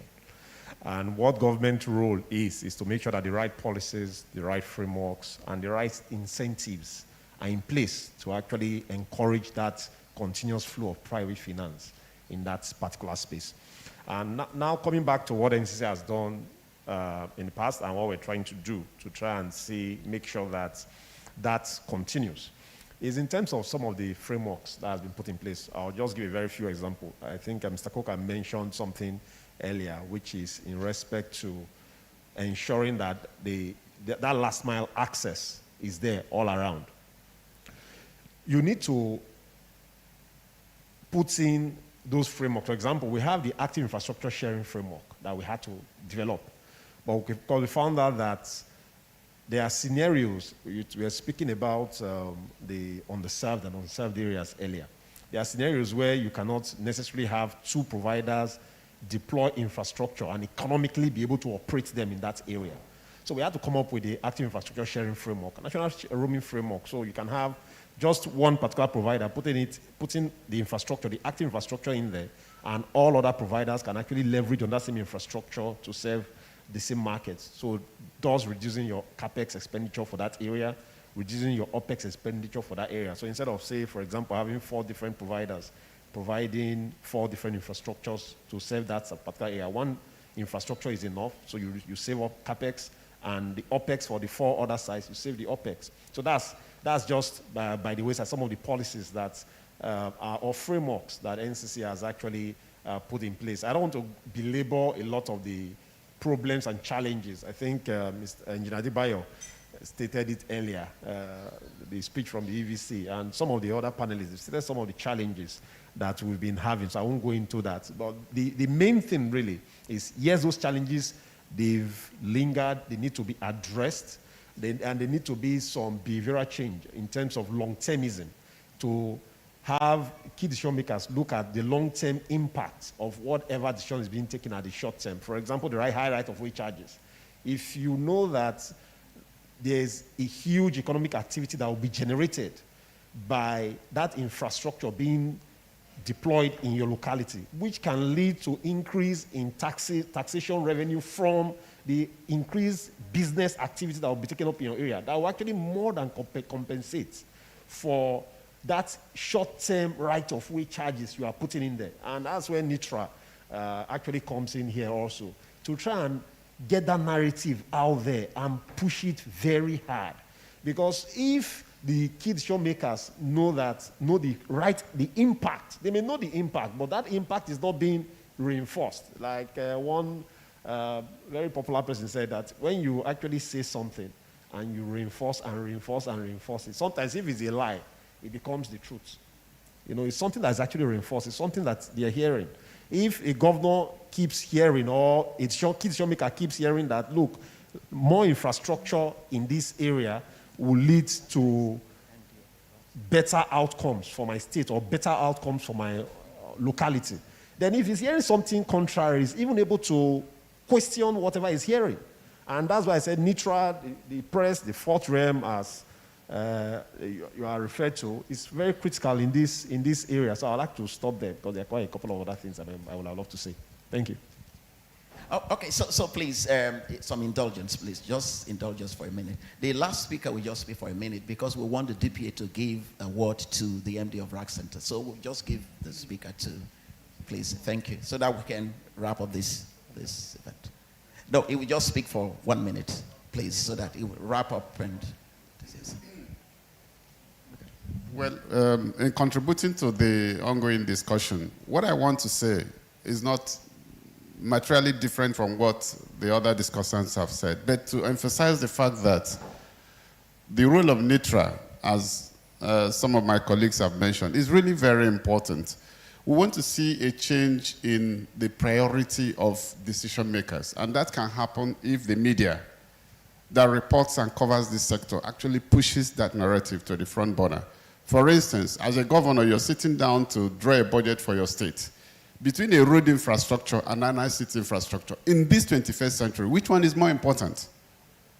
Yes, so a governor who does not understand the impact that an ICT infrastructure can make for the state, as opposed to maybe a road infrastructure that will move food from a rural area to the urban city. He's still thinking agrarian, whereas we are in an ICT age where the digital world is what matters, which is what will create more wealth. So the governors who make the budget, they need to understand that ICT should take priority over other physical infrastructure as we hitherto know them. Thank you very much. Yes. Okay, the DPA needs to run, so will you just help us present this award to RAC Center so that he can catch his flight. His flight is for 4. I don't know the miracle you're going to perform to get to the airport before 4 o'clock. So quickly, let's do this so that he can run, and then we excuse you to please come forward. Mr. Chiki, are you there? Please join the photo ops. This is it.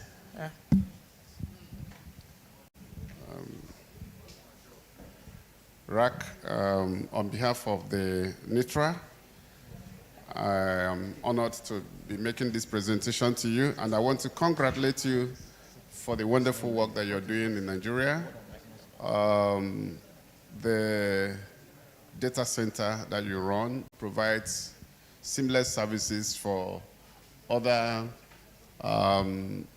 users of the economy that make use of your services, and we want to encourage you. By making this award to you, Nitra has recognized the work that you're doing, and it is hoped that it will be a motivation to continue to offer the excellent services that your center is offering for Nigeria and beyond. Congratulations. Congratulations. Congratulations.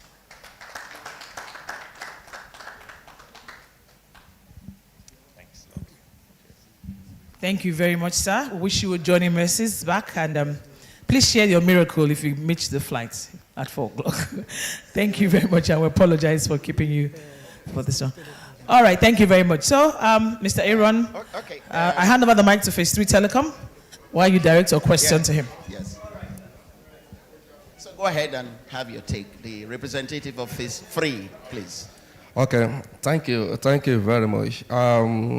I think on this issue of penetration of broadband,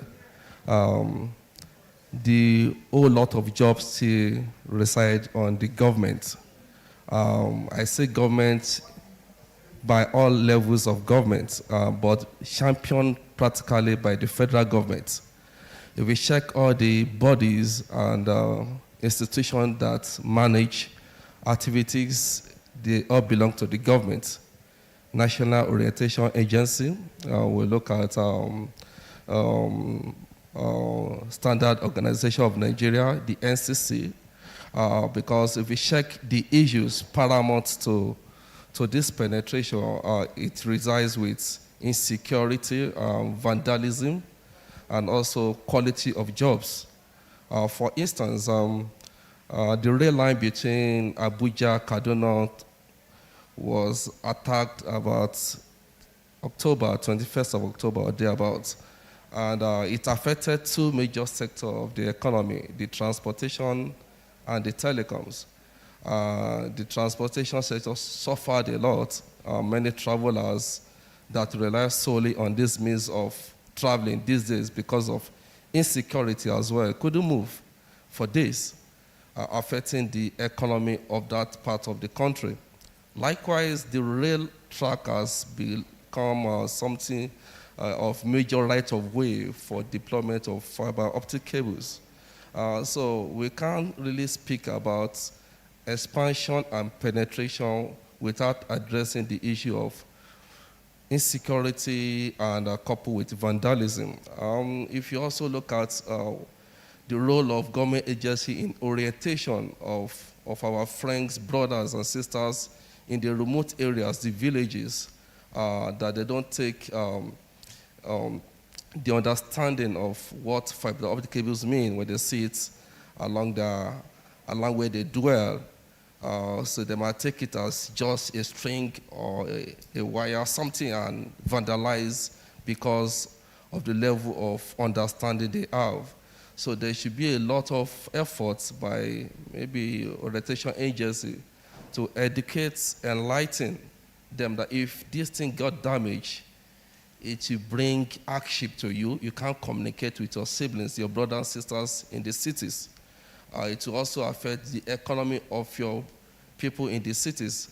And also, you can't even have the benefit of government presence if this thing continues. So in such a way, you see that they join the fight in protecting this critical infrastructure. That is also important to our national security. Another aspect is the quality of jobs. When we do a job, a work is delivered and it's not properly done, then rework and rework leads to going back instead of moving forward in the penetration and expansion of broadband services. And this quality of job is affecting every facet of our economy, every sector of our existence. For instance, even though the report is not yet out, the Lagos State Governor have set up a committee to look at the cause of the building collapse in Ikoyi. But the baseline we know is the quality of job.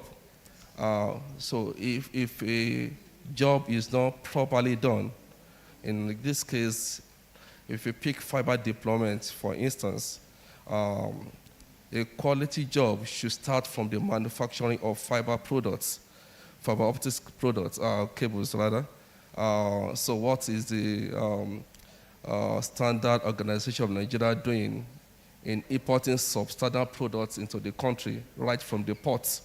So the quality of product coming into the country should be of the standard that will last the test of time. And that also goes into deployment. When the trenching, the deployment mode is not standard, something like fiber optic cable, the deployment mode will speak a lot to the lifespan of that fiber optic cable.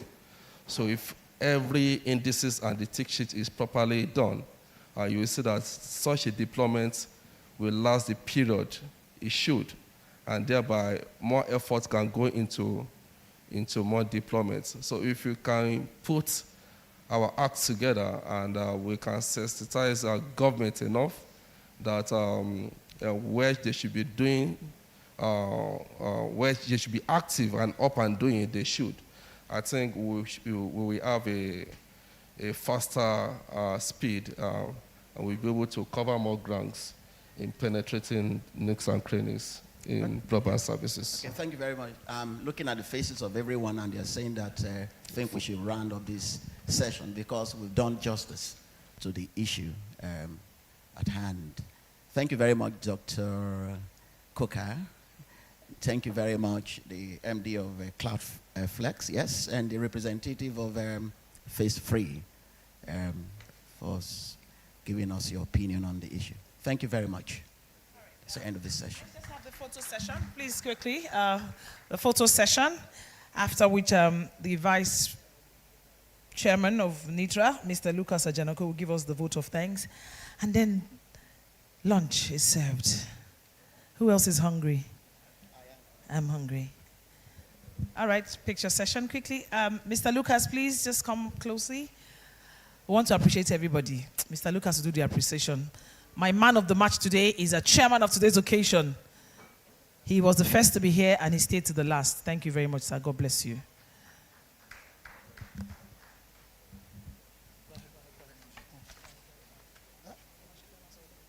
Okay.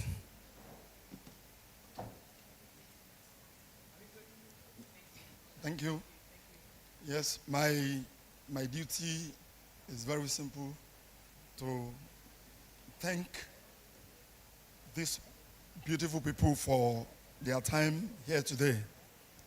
I'd like to start from Professors Dambata and Professors Pantami and Dambata. Professor Dambata was ably represented by the DPA, Dr. Adinde. Nitra DG was represented by our delectable sister. I call her Sister Chioma. Thank you for your time. The chairman of the occasion, our own brother, Olushola Teniola. We appreciate you so much. We appreciate what you and Engineer Gbenga Adebayo, what you do. At very odd hours, we call you. You are there to give us information, to react. We don't take it for granted. We appreciate you. Thank you very much. Mr. Larry Ayola, IoT Africa, and Vice President of ITAN. We thank you for your time. Mr. Wale, Dr. Wale, and Dr. Sheyi, we thank you for your time. Our dear brother, Dr. Koka, always, we appreciate you. Thank you very much. The CEO of CloudFlex, Mr. Remy Adejumo, Phase 3 Telecoms representative, and our sister, Mata Alade. We thank you for making today's event a very big success, and we hope that when next we knock at the door, you would open for us. We appreciate you. Thank you. God bless you. Thank you very much. The same way we started, please let's be upstanding for the national anthem again, and then after which our chairman would lead us to the lunch table, at least to start off from, so that you can have something before you go. Are you ready?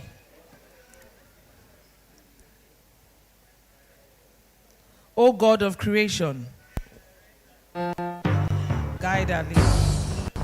Help our youth to love and honesty to living justice, great lofty heights to build a nation where peace and justice shall reign. A big amen. Thank you very much for your time. My name is MC Louise.